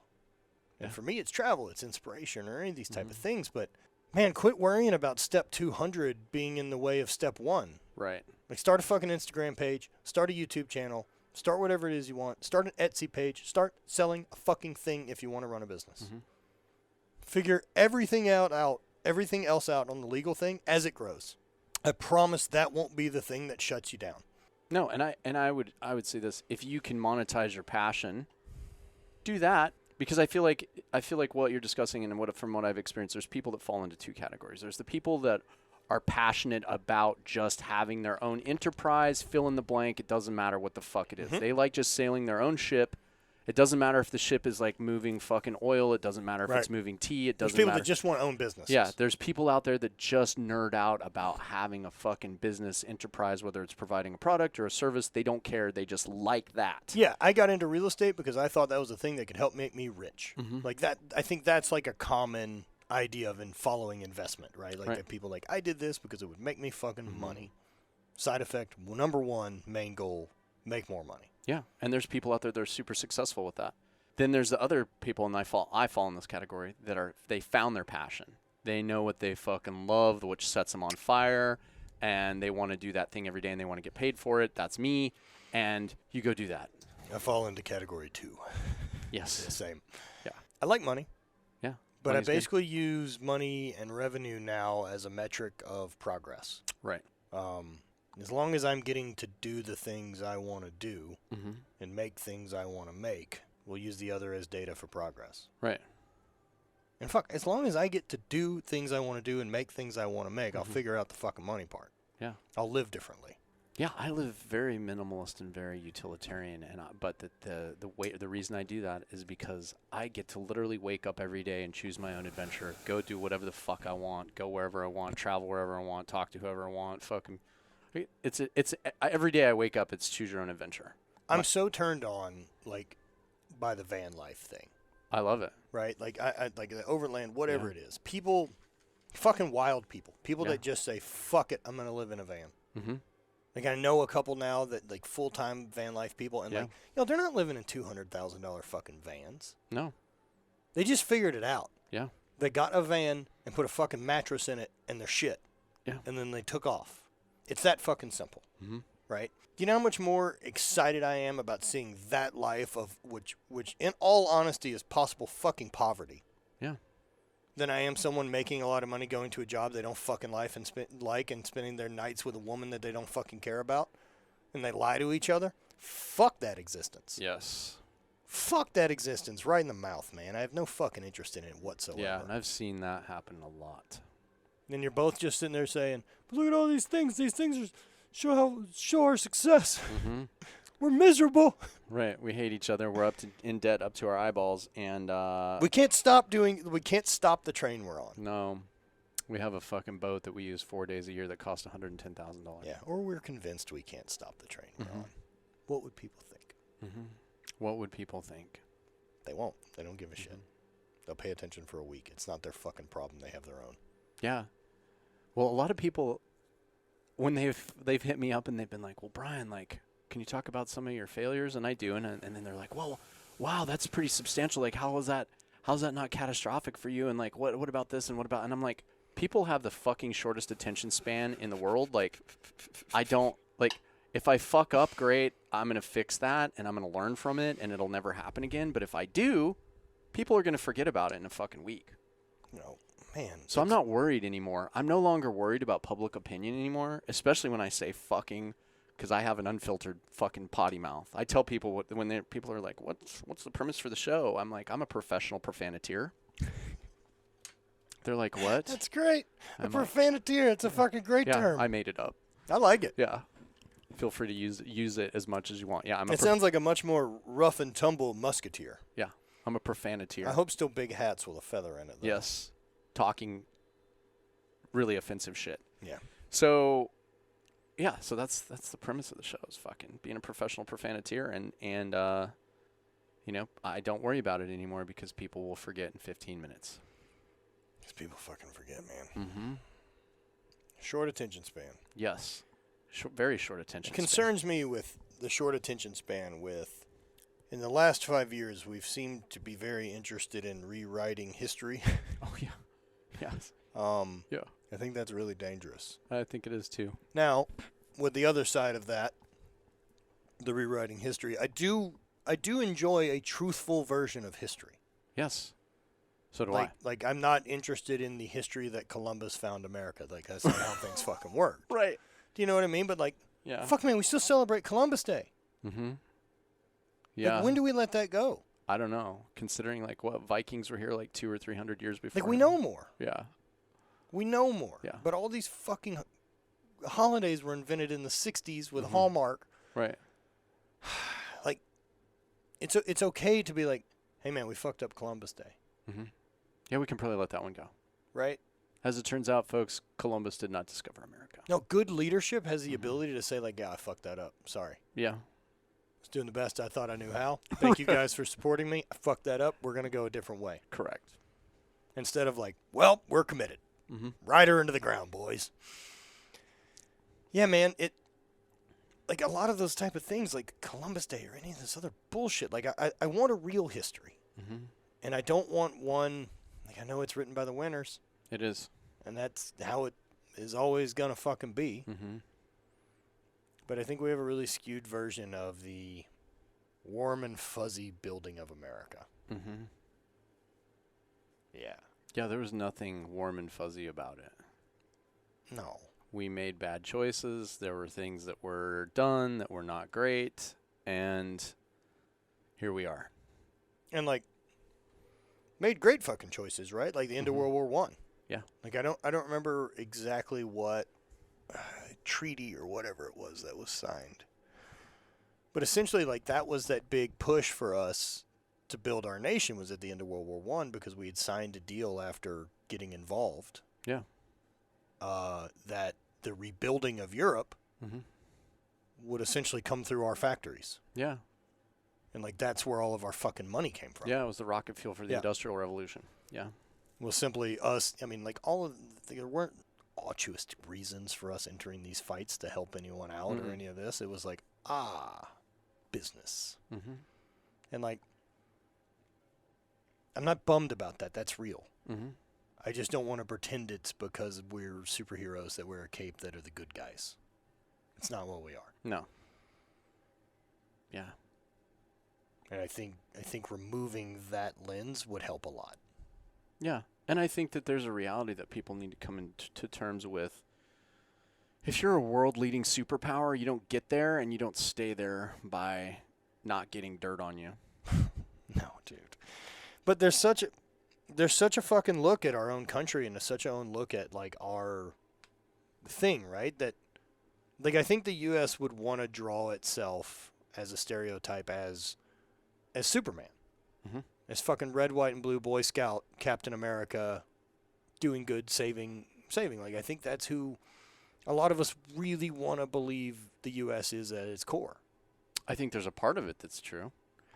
Like we talk about with every issue, there's like multiple shades of gray with everything. Always. I don't believe it's completely nihilistic and capitalist driven or any of those things. Right. But I believe it has to check those boxes before it checks the others. Right. I believe the bigger boxes that have to get checked before, is this a good humanitarian thing? Is this good PR? Yeah. Is one that made us money first. Right. It can do both.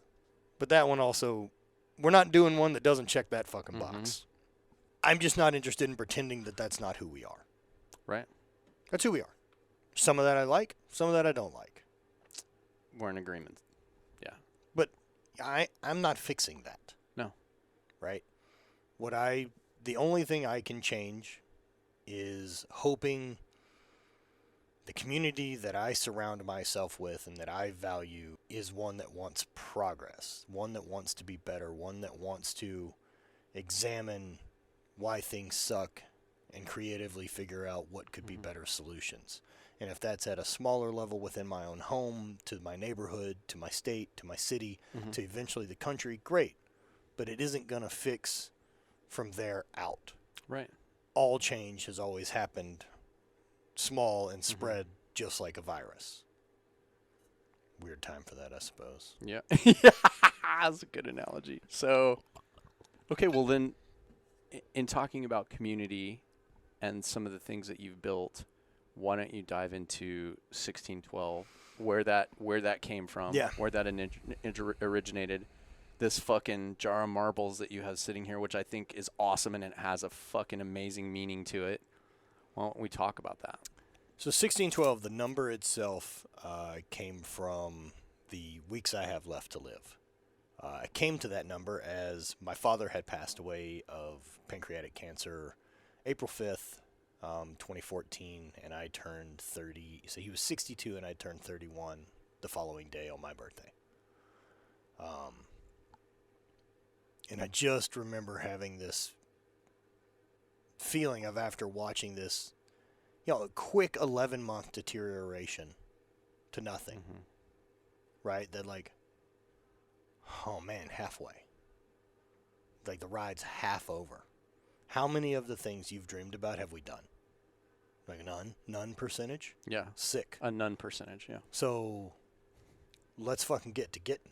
We have 1,612 weeks left to accomplish everything. And as I've competed so long, it's always easy to look at stuff as like, I'm 5 weeks out. I'm 6 weeks out, right? I'm 1,612 weeks out. That's how far out I'm in. And, like, that's quick, dude, because the trip from 0 to 31 is pretty fucking fast. Super fast. Now, granted, everything I've ever known happened in that time span. Yeah. But the reflection on it in the present is quick. The next 31 will be the same. Like, fuck, man, it's like I'm already at 1,176 weeks. You know, and so the big ethos that came behind that, too, wasn't that just be motivated and do, but it was, how did you fucking spend your week? Right. Right? Like, I can spin that marble doing things I'm obligated to do with family gatherings I'm not that into, or a job I don't fucking love, or conversations that I get drawn into and bullshit, or being mad in traffic, or fucking any of these things I don't have to do, that I'm drawn into, that I feel obligated or have to be part of, whether that's fucking school board meetings or whatever horse shit you're signed up for. If it doesn't matter to you. Or did I spend it in conversation, around people I love, trying to progress my skills, trying to learn new perspectives, trying to better myself and the people around me, trying to provide more value, doing things that fucking fuel my fire, do things that fucking check boxes on my list for me, because no one else will. Because either way, the marble goes in the fucking trash can. It's not any more valuable because you did one or the other. Both plans empty the fucking jar and put me in the ground. So why the fuck why wouldn't I do them the way I want them? Right. The outcome's the same. There's no risk. There's no risk to this at all. And so, like, having that kind of feeling in life was such a fucking unlock, man. And it took a long time to go through, because it was, you know, dad passing away and some things clicking there, and then quickly losing my sport a couple years later, and then 9 knee surgeries in a 3-year time span to, you know, from going at being second best in the world at my thing in the Highland Games the last time I competed in 2016 to, you know, by March of 17, like, I can't go up and down stairs. Like, I travel with a fucking cane for a couple years. And, you know, I knew all of the physical things that I had ever dreamed about were gone. And I was like, oh, like, remember last time you rode a motorcycle? That was the last time. Remember the last time you did that? That's the last time you get to do that. Like, you're never going to have another squat PR, and all that shit's stupid, but at the time, like, yo, that's real. Yeah. Like, I'll never throw further again. Like, that feeling of throwing well, which I fucking love more than anything else on earth. Yeah. I'll never have it again. That is a skill I have fucking mastered that is now gone. Oh, well. Get a new skill. Fucking good. Right. Right?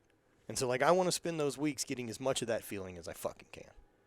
And, like, I want other people, you know, through the mentorship group and that kind of mentality of this total accountability and this total fucking responsibility for your life. That you're free. Yeah. You're the one making all the fucking decisions. Quit giving any power or fucking energy to someone else. Or admit you're choosing to do it.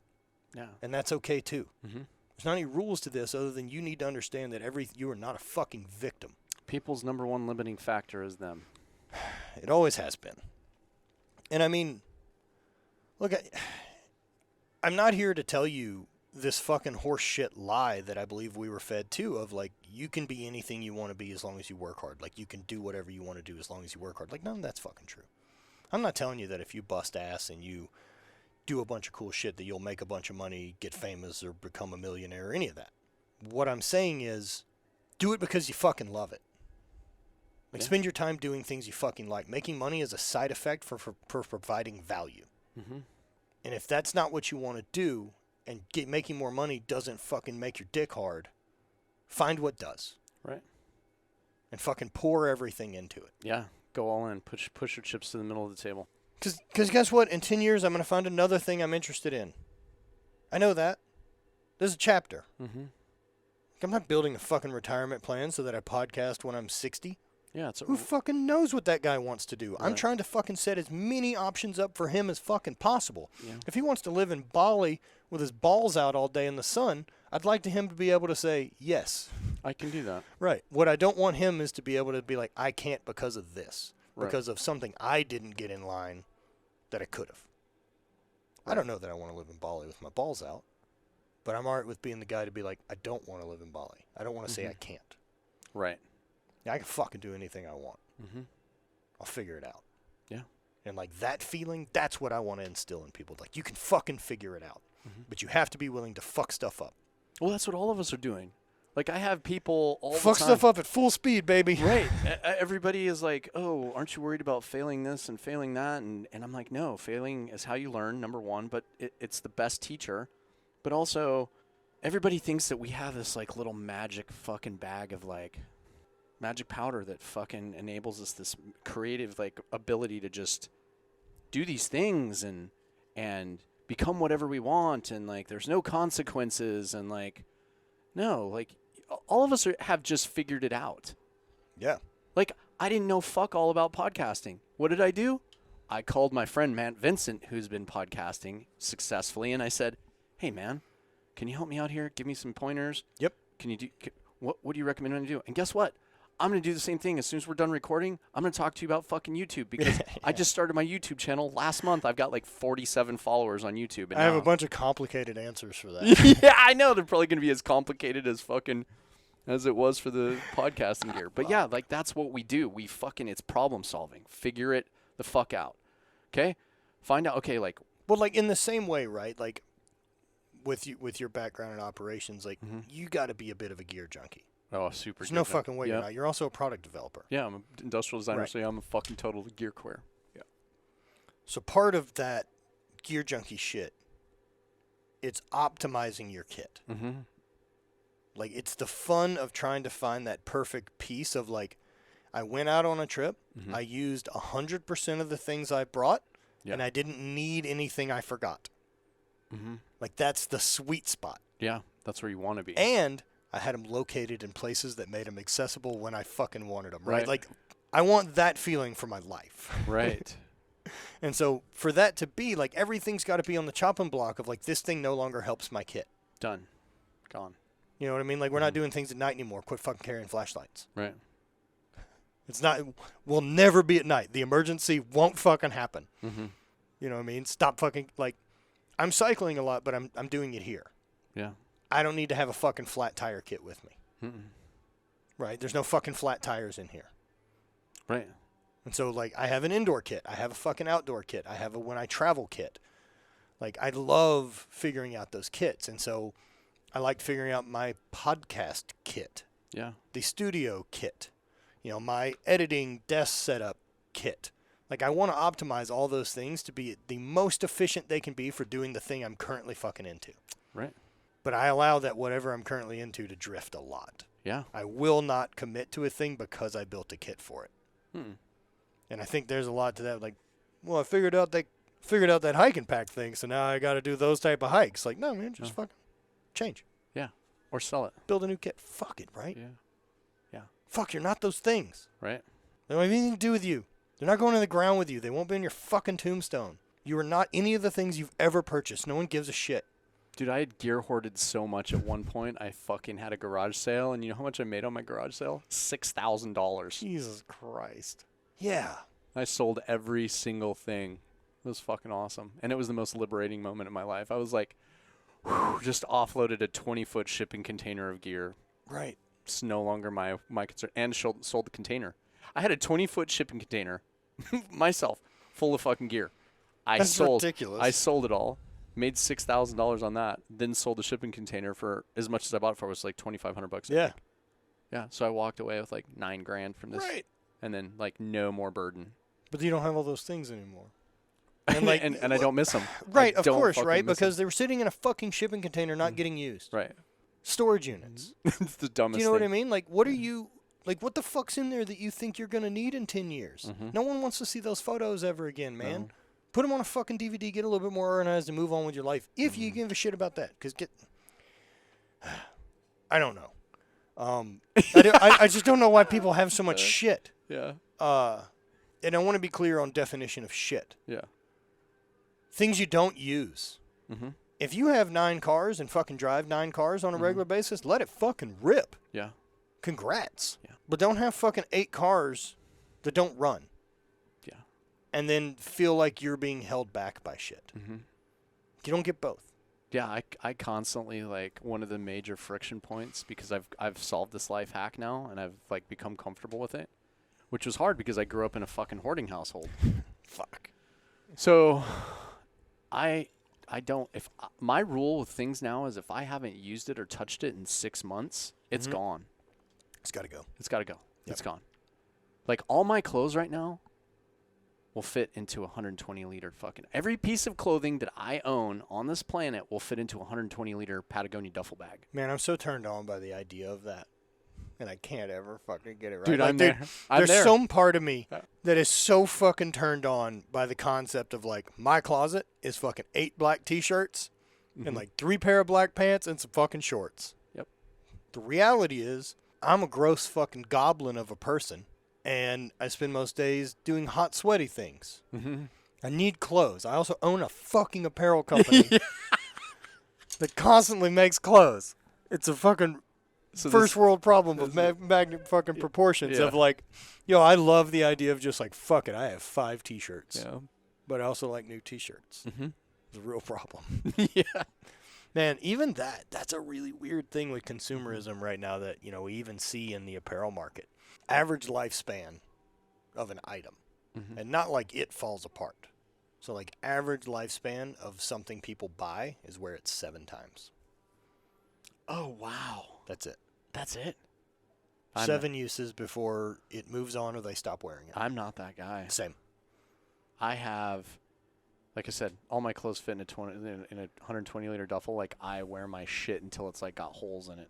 It was so funny. We got back to the house. Like I was wearing that sore neck shirt, and I fucking have worn the shit out of that thing so much that the sleeve came unthreaded. And when we got back to the house, I was like looking at it, and it's like it was completely unstitched, like all the way down past my armpit. And I was like, because I felt like a breeze hit me, and I was like, what the fuck? Oh, we came in the house, and like, it you know, it's hotter than fucking Saint's asshole out here right now. It is a warm one in St. Louis. Super humid. So like, I got into the house where there's air conditioning, and I got like a little blast of AC on me. I was like, what was that? And I looked down, and it's like ripped down past my fucking Oh, shit. past my armpit. It's a And I was cool like, look. I'm like, well, really like Bert's company and his gear, but I think it's probably time to like retire this shirt because it's fucking. Yeah. So yeah, that's where I'm at with the clothing. Like I wear shit until it's like ripped up, has holes in it, and then I'm like, okay, I look like a homeless person right now, so I'm gonna go ahead and replace this. I carry very little sentimentality to things. I have a couple items that like, yo, that's my item. Like I like my watch. My watch is one of those things that like, yeah, I give a shit. I don't take very good care of it, but I have a nice watch that I fucking beat the fuck out of. Beat the shit out of. Spray painted and there's overspray I on like it from doing yeah, stuff. I have those pieces of gear too, man. I have those fucking certain items in my life too that I'm like, okay. Mainly the thing that I indulge on is artwork. I love art now to where I'm like, if I see a piece and it fucking hits me the right way, I'm like, I'm buying that. And I don't give a fuck how much it costs. Like I've had to save money to buy certain pieces of artwork. So that feeling you get, Yeah. like, right? Like whatever that thing is of like, that's the thing. Mm-hmm. I'll feel that way about a number of things. Like, so this lighter Yeah. was one of those things. The first time I saw it, I was like, that's fucking great. Yeah. I like everything about this lighter. I like everything about the concept and story behind it. I love the way it works. I love the tactile feel of it. All of it. Right? Like, yeah, like whatever it is that gets me that feeling, I'm kind of interested in having around. Yeah. Or like the like you were talking about last night with that like YouTube show with the guy from Mythbusters. What's his name? Adam Savage. Yeah. It's fucking great. And then his YouTube channel is called Tested. And you were telling me like how like we were watching this thing where he's like building Hellboy's gun. Yeah. And then this guy. Yeah, and he's got this fucking mat, this leather mat, and you're like, yeah, you see that mat he's building on? Like he builds a lot of projects on that, and then he'll take that mat and he'll like cut it up and turn it into a backpack or a satchel or whatever, and you're like, I want a wallet. And you're like, I'm the only one that's going to know about it. I'm the only one that's going to give a fuck. No one else is going to give a fuck that I have. Like that leather, like even if I could get like that whole leather sheet, right, and like make that my desk in here. Yeah. It would be something that I would fucking Nerd have to tell everyone who came in the room what it is. And no one would give a shit. Yeah. Which is great because I did that for a long time with Highland Games. No one fucking cares. Yeah. No one's interested in the sport. Yeah. Everyone pretty much thinks it's strongman. Yeah. I got used to that for a really long time, being really good at a thing that no one gives a fuck about. Yeah. They're like, you guys throw kegs around or something, don't you? Sure Yeah. thing. Yeah.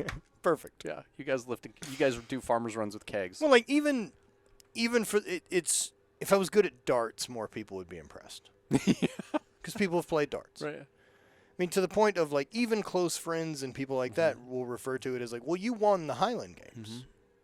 Well, like that's not how it works. Like the Highland Games is a sport. Like no one won football. Yeah. Right. Like you would say you won the Super Bowl. Yes. Right. And so that's how little anyone knows about the thing I've fucking dedicated Your life to. everything to. Yeah. You know, that I walk around with a shitty fake knee now because of. And like, it wasn't for them anyway. So speaking of your shitty fake knee and that journey, like I think it's critical if you could just like talk about that, because that's one of the main points I wanted to hit with you, is like that those mental barriers that you have to get over with a physical, with regard to the trauma of a physical injury, because you and I can talk more offline about it, but like I've had my own journey with that, with like, and I've only had 3 knee surgeries, but I've had both of my patellars blow the fuck out. I've had 3 knee surgeries now. And now there's a fucking mental aspect to that game now where I'm like scared to do the things. Guess what? I haven't sprinted full out fucking in years. Right. Because I'm afraid to. Right. Because that's how my fucking right knee blew. Totally understand, man. So like, how do you, being 9 surgeries deep, losing your fucking, you know, your professional athletic career from it, and then like going through that whole journey with your fucking with your knee stuff, and then getting a knee replacement at what, 38? Yeah, 36. 36. Yeah. Getting your knee replaced at 36 years old. How did that, because, and what I want to segue into is like, I saw that film you did with Brandt, Fragile. Yep. On YouTube. I highly recommend you guys go check it out. It's that to me was very telling about like where my current mental state is. So if you could dive into that, man, and unpack that, that'd be awesome. Yeah, so, you know, I never had a catastrophic injury. Like, there wasn't ever this, like, boom, I'm fucking hurt. It was, I knew I didn't have an ACL. It had been gone a long time. I tore it once in college and then got it fixed and competed on it, and then tore it again later on in life while I was not having insurance or going to fix it. So through all the strongman stuff, the powerlifting, the weightlifting, like I still didn't have an ACL, but it's not that fucking critical, or it wasn't. So at the end of 2016, like I start noticing like I can't really extend my leg all the way anymore because of this meniscectomy that I had earlier in the year. Yeah. Things had started to unravel, and I was aware of it. And so trying to be proactive, I was like, fuck it, let's go in and do an ACL surgery at the end of this year. I'll take a year of rehab, and then we'll get back to the sport and fucking be ready to slaughter people. Right. You know, didn't quite go that way. So I had knee surgery and did 3 months of rehab, and things look good, and go in, and the ACL's gone. And there's no injury. It just is rejecting cadaver tissue. And so back through the rehab, and all the way you're just chipping away at this thing. And so, you know, going from that mentality of like, all right, we'll take this year off. We're going to fucking rehab. We'll manage our diet. We'll get we'll fix as many things as we can that we've neglected running this machine in the red for the last fucking 6 years. Or, yeah, it's 6 or 7 years. We'll take some time to rebuild and come back and make our final push into whatever we'll be, and then we'll retire. Because this is going to come to an end. I knew that. And at some point, man, like, it shifted to where, you know, I wasn't going to compete again. Like, I knew it. Like, I remember coming out of a surgery, and things had stopped getting better pain-wise. Like, I knew, like, where the 2-week mark feels like. I know what the 4-week mark feels like. And at 6 weeks, I'm like, we're still doing this really weird thing that if I push past whatever, like, the threshold is I can do training-wise, and fucking isn't much. Like, I'm talking about walking at this point, like 200 yards. Like, I ain't trying to squat. If I can't walk 200 yards, squatting's not going to help. Yeah. I'm also a moron, so there's times I would just be like, well, fuck.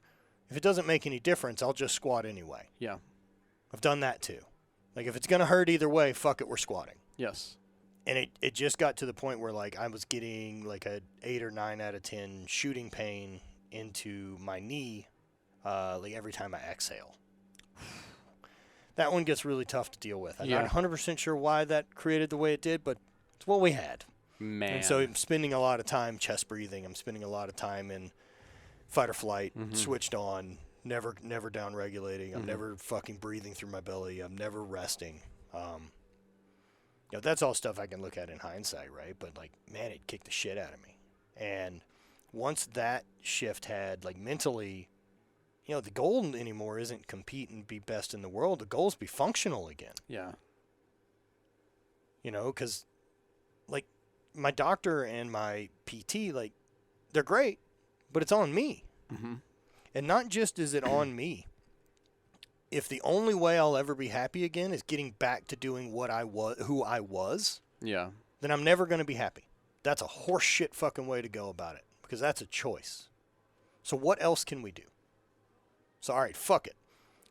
I figured out the metrics in my life before I was 36 of the most I'll ever squat, probably the fastest I'll ever run, and the furthest I'll throw things.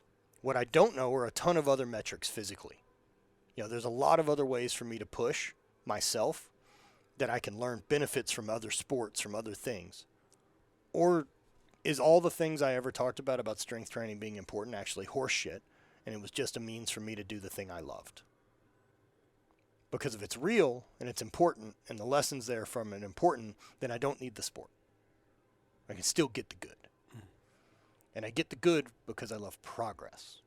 So I picked a thing I'm fucking terrible at. Running.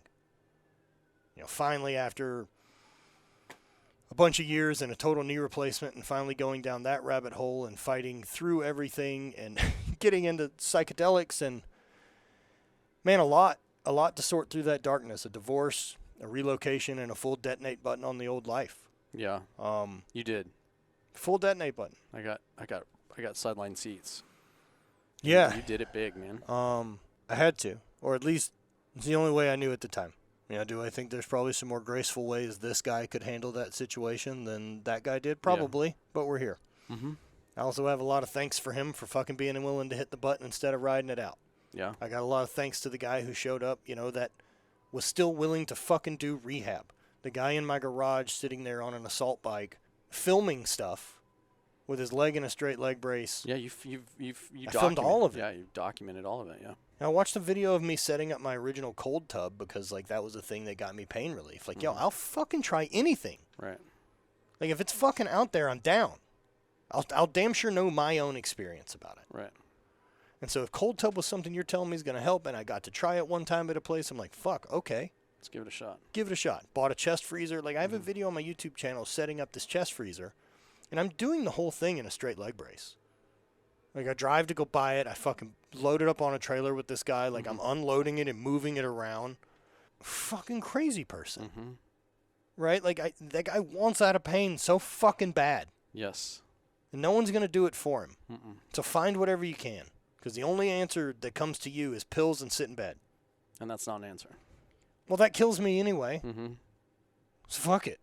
What's the risk? We're back to that, right? Like, Yeah. What's the risk of this? I know how that fucking road goes. Yeah. And I know I won't do it for the duration. And I knew that. And that was really, really scary thing to, like, be honest with myself about, was that, like, if my life is going to ride out with this pain level that I've got and with a lack of ability to do the things I love, I'm not going to make it. This isn't a mindset thing I'm going to fix. So we need to figure out some things that fill that bucket that we can do. Yeah. Because this ain't it. And, man, there's no way I was going to ride it out. So then what was the final moment where you're like, fuck it, I've tried every single thing else, I have to get a knee replacement? Because that's a daunting... If somebody told me right now, like, we're going to fucking put a fake knee in you, it would freak me the fuck out. I'd be like, you're going to do what? Well, I also assume that's really the end of everything, right? Yeah. Like that thing that we talked about, cutting off where you could go. Right. Like, I can always go back to... Yes. Fake knee thing. Gone. Right. Yeah. Well, and plus, I'd seen fake knees in, like, other members of my family, and it didn't look like anything I wanted to do. It's fair. They're also put in people that don't do the right shit. Right. They're also put, like, and that's the thing I didn't take into consideration at the time. No one ever does. Like, that's your grandfather. Well, people think the fake knee made them that way. Yes. Yeah, they don't take care of themselves. They don't work out. They don't eat right. They don't rehab right. They just get a fucking fake knee slapped in them, and then go back to their recliner, and then it fucking turns into this bloated, fat little fucking jellyfish that lives in their fucking leg. Yeah, well, if you're not going to promote an environment that wants to heal, why would it? Yeah. Your body's going to be fucking lazy. Why would it Yeah. adapt? Why would it change if you're never asking it to? So those are the things that I have in my mind when I think of fake knees and Sure. stuff. And so then here you are. You're like, cool, I'm going to do a fake knee. I remember They didn't want to do it. I saw your video, and you were like walking literally within hours of surgery. So that's how that works. Like my knee replacement was an easier surgery than any of the others. That blows my mind. Because I could walk. Yeah. Dude, some of the other surgeries were like 8 weeks, no toe touch pressure. You know, I can't fucking feed myself. I'm now dependent on other people. If I can walk, I can do rehab. Rehab's a fucking joke. That's fine. If I can move and like hold things and not be on fucking crutches, yes, I can make moves. Yeah. There's nothing better when you can't like barely wipe your own ass. Shitting is hard. Like shitting with a straight leg brace on. Yeah, it's so fun. Suck. Yeah, from your hip to your ankles, fucking so fun. My hip's still shitty. Like I still sit most of the time with that leg straight. Yeah. Fucking sucks. But yeah, here we are, man. I'm not fucking dead. You know? And so you picked this run. You picked this 25K to go do in the mountains. Yeah, in Bryce Canyon. Yeah. Yeah, so we picked an event, and I wanted to do that because I wanted to. I haven't trained for a thing in a long time. Yeah.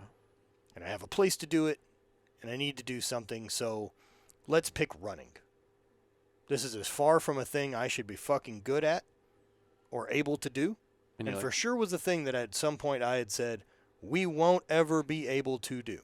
Impossible. Yeah.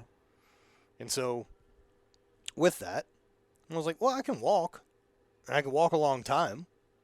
Well, can I run? Started running a little bit on the treadmill. It's not great. 100 yards here. It hurts. Yeah. Fucking knee hurts. My hip hurts. But I can get better at it. And as long as I can get better at it, okay. Because like the Bryce Canyon thing, like I didn't go into it with some expectation from this previous life of like, well, I was a world champion. I'm not going to go, I need to win at other shit. Like I don't fucking care. Yeah. It's not for you. I'm doing this one for me. And so I wanted something that I knew I could make progress at every week because I'm fucking terrible at it. You know how much progress you get to make as a beginner at a thing? It's awesome. Yeah. And so I want to pick some new stuff and some new sports that I'm just going to steal all the beginner gains from and then find something else to do. I just fucking get blue belts across the board and then fucking bail. Yeah. You're like, I got my blue belt. I'm done. Next thing. Yeah, and so did that run, and a lot came out of it. Like my goal for doing that run that day was to be in good enough shape, A, that I could enjoy it, and B, finish empty. Like that's it. Like I don't want to fucking burn out and have to get rescued off the fucking trail. Right. And nor was I trying to come through kicking hard slow. Yeah. Like don't fucking walk the whole thing and then come through with a strong kick at the end and be like, that wasn't bad. Yo, it's as hard as you fucking want it to be. That's how endurance events work. Yes. And that's the fun part is like I want to stay pressed against the red as long as I can be. Yeah, right up against that red threshold. Right. Not in the red threshold. No, that's a mistake. Yes. I'm going to fuck up and cross it occasionally, and then I'll have to back out and do the other way, but I want to stay there as long as I can. And the better I got at it with the running, so many unexpected things started changing. There were some things physically that started feeling better. Like my body felt better after a couple weeks of actually getting used to doing it. And even then, like, yo, I'm just give me an hour of walk run a day. Yeah. For the first 3 weeks, that's all I did. Just give me one a day, walk run as much as you want. Next week, try to run a hair more. And I'm not even really tracking anything. I trust myself enough to say, I know I'll do the effort at that line. Yeah. I won't cross it. Like, there's no payday for crossing it right now. If there's a time to cross it, let's fucking let them have it. And we'll train for a thing. But I'm not trying to cross it in here. No. Fucking stupid. Train again tomorrow. Always the goal. And so, being able to do that, like, I didn't realize that once my overall endurance, like zone 2 cardio, had built, how much more capable I was to do more throughout the day. Like, work harder, I can get up earlier, I can fucking function and problem solve longer, I can manage stress longer, I can still make good thoughts tired longer. And I was like, oh, fuck, this is cool. Yeah, that's where I want to be. Right. And so as that clicked in, you know, that was a really cool thing. And then when I did the run, dude, there was a big feeling of that feeling of like, I regained a lot of trust with my body. A big trust of just like, we can do hard things again. I'm not fucking fragile. Like, I spent a long time terrified of like, yo, we fall down, we'll never walk again. That's where I'm at. Yeah, it's a fucking real feeling. There's I'm also not saying that isn't untrue. I felt that way a long time and was real confident. Yeah. There's something very unnerving and unsettling, like having this like constant nervousness about the physical sensation of my knee ripping apart. Like I'm so lucky that I've never experienced the catastrophic failure. Because that's what happened in my right leg. I don't have any of that. Yeah. I was teaching a pistol class to 10th group with the Lone Operator Program, NEK, up in Fort Carson. And was running this drill, and it was like sprint 2 barricades, shoot a piece of steel, run 2 barricades, shoot a piece of steel. I'm like, cool. I set the drill up. I briefed it. We ran it. I ran it through. I demonstrated it. Then I ran it through with the students a couple times. I'm like, I'm going to do this one last time. And it was draw from concealment from appendix and then go. And so I draw, load my leg to take off to sprint. Boom. Knee explodes. Fucking patellar tendon explodes. To the point, and it was a loud, audible pop to where I thought I shot myself. Jesus. With my Glock. I dropped to the ground. I'm like, fuck. I'm like thinking about what a fucking idiot I am. I'm like, I'm never going to work again because you can't be a fucking instructor that's shooting yourself teaching special operators. I'm like pulling my tourniquet off my belt. My medic's like running up to me. He's like, bro, what the fuck are you doing? And I'm like, I shot myself. He goes, I'm pretty sure you didn't. You didn't. And I was like, yeah. And so then they pull my pants down. They find my kneecap floating around in the middle of my quad. They're like, you're getting surgery today.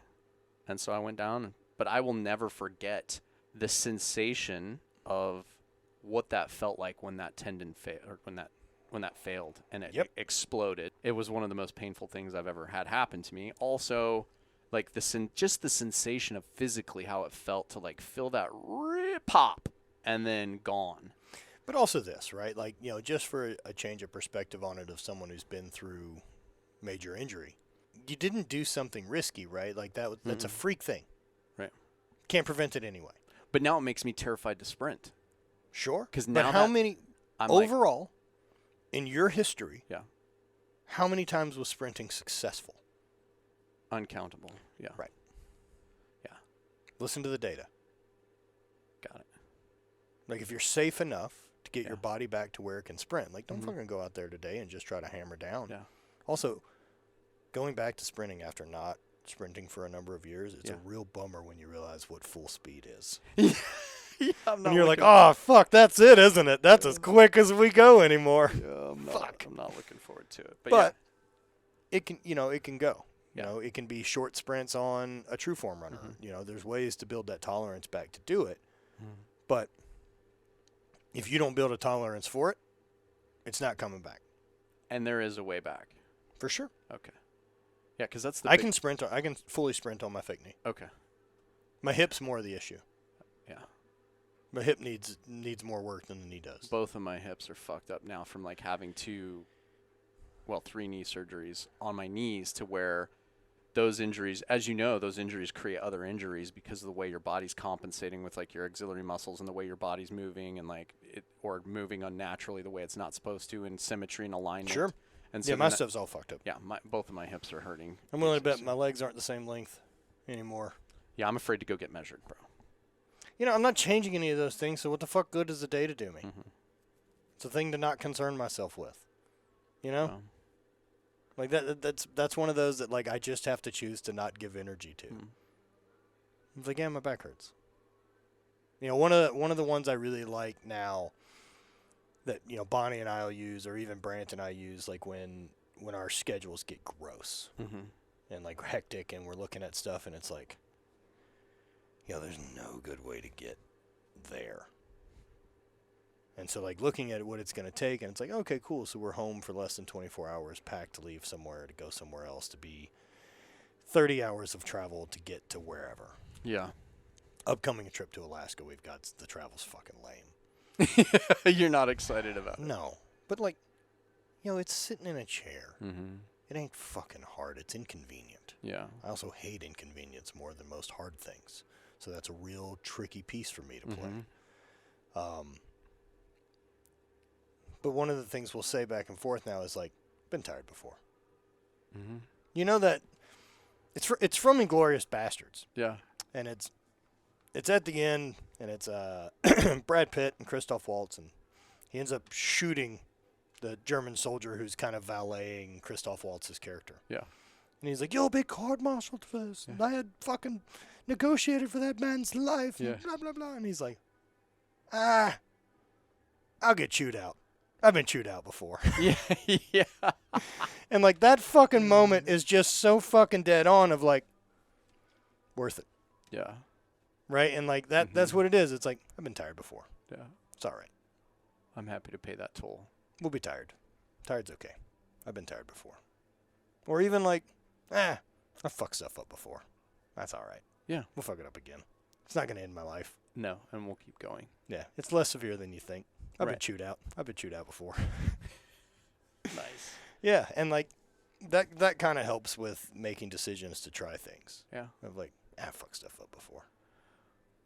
I like it, man. Well, on that note, dude, we've been going for fucking 2 hours. That's a good fucking cast, and that's good advice to end on, man. What do you want to wrap up with? Couple things. 1612. So if you're interested in working with me or any of that, like I'd love to help, man. I want to build that fire in people so that they feel about their life the way I do mine. And I think we can do it. I think we have some ability to look at what motivates you through your inspiration, your awareness, your intention, and the actions you're willing to take and putting a plan into place to build the life you actually want to live. Mm-hmm. I want to help. So the 1612.com, if you go over there, you can sign up and join mentorship group. It's $200 a month. I do a weekly call with everyone, and we have 4 other calls that happen during the week with our other members, coaches. We cover a lot of subjects from relationships to business to awareness to really physical stuff or anything. So that's available, or just sign up for the email list, and you'll get clips from everything for free. Like there's a ton of free content that'll come out with it. Also, I'm hosting in August my first Not Dead Yet weekend. So doing a men's weekend here to help focus in on building an actual productive morning routine for people. Mm-hmm. And then setting yourself up for success the rest of the day and being able to take some awareness and let go of the bullshit that's not serving you anymore so that we can get you where you want to go.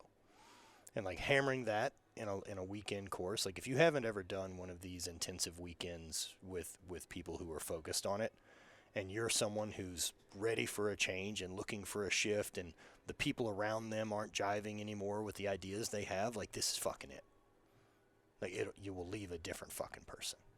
And so, if that's something anybody out there is interested in, DM me. Just DM me personally and we can chat about it. I'd love to help. I'd love to facilitate growth and change in you. I'd love to, help you build the life that you feel about the way I do mine. Yeah. And I would highly recommend that you take advantage of that, because this guy sitting here in front of me is one of the guys that I go to when I'm brushing up against things that I need help with. This is the guy. Man, the mentor thing's a big one. It's a huge one. And whether that's a title you're comfortable giving people or not, it doesn't change that's what they, the impact they've had. And so, for me, I'm not looking for a group to follow what I have to say. I want to build autonomous humans who are fucking stoked to live their life and willing to try new things. Right. And that's what our group has been built on, is this community aspect of find people that are into this shit like you are. Quit trying to explain why you want more to those people around you. Mm-mm. Fuck them. Cut them loose. Yeah. Quit giving them your energy and put that energy toward doing the thing you actually give a fuck about instead of selling someone on the idea of why you should. Correct. Also have Hate Brand Goods and Habit Coffee and a bunch of other things. So I think you can find most of it. You got a main website, Hood? Yeah, so thehate.com is really the best bet for kind of all of our content.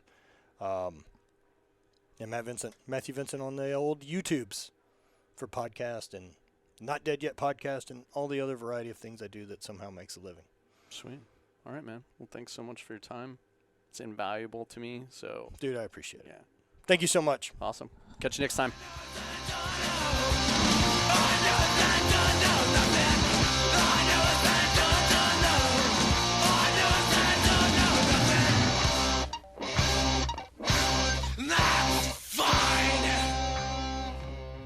Okay. That wraps that up. I hope you guys really enjoyed that episode. Matt is an amazing human, and I love him to death. So Hope you guys enjoyed that 1-year anniversary episode, and stay tuned because we're going to do part 2 of our terminal list review for this up and coming Weapons Free Wednesday. So with the rest of you guys out there, enjoy the rest of your week. Thanks for tuning in this Monday. Enjoy the rest of your week, and next week we will catch you for part 2 of the terminal list review on Weapons Free Wednesday. Peace.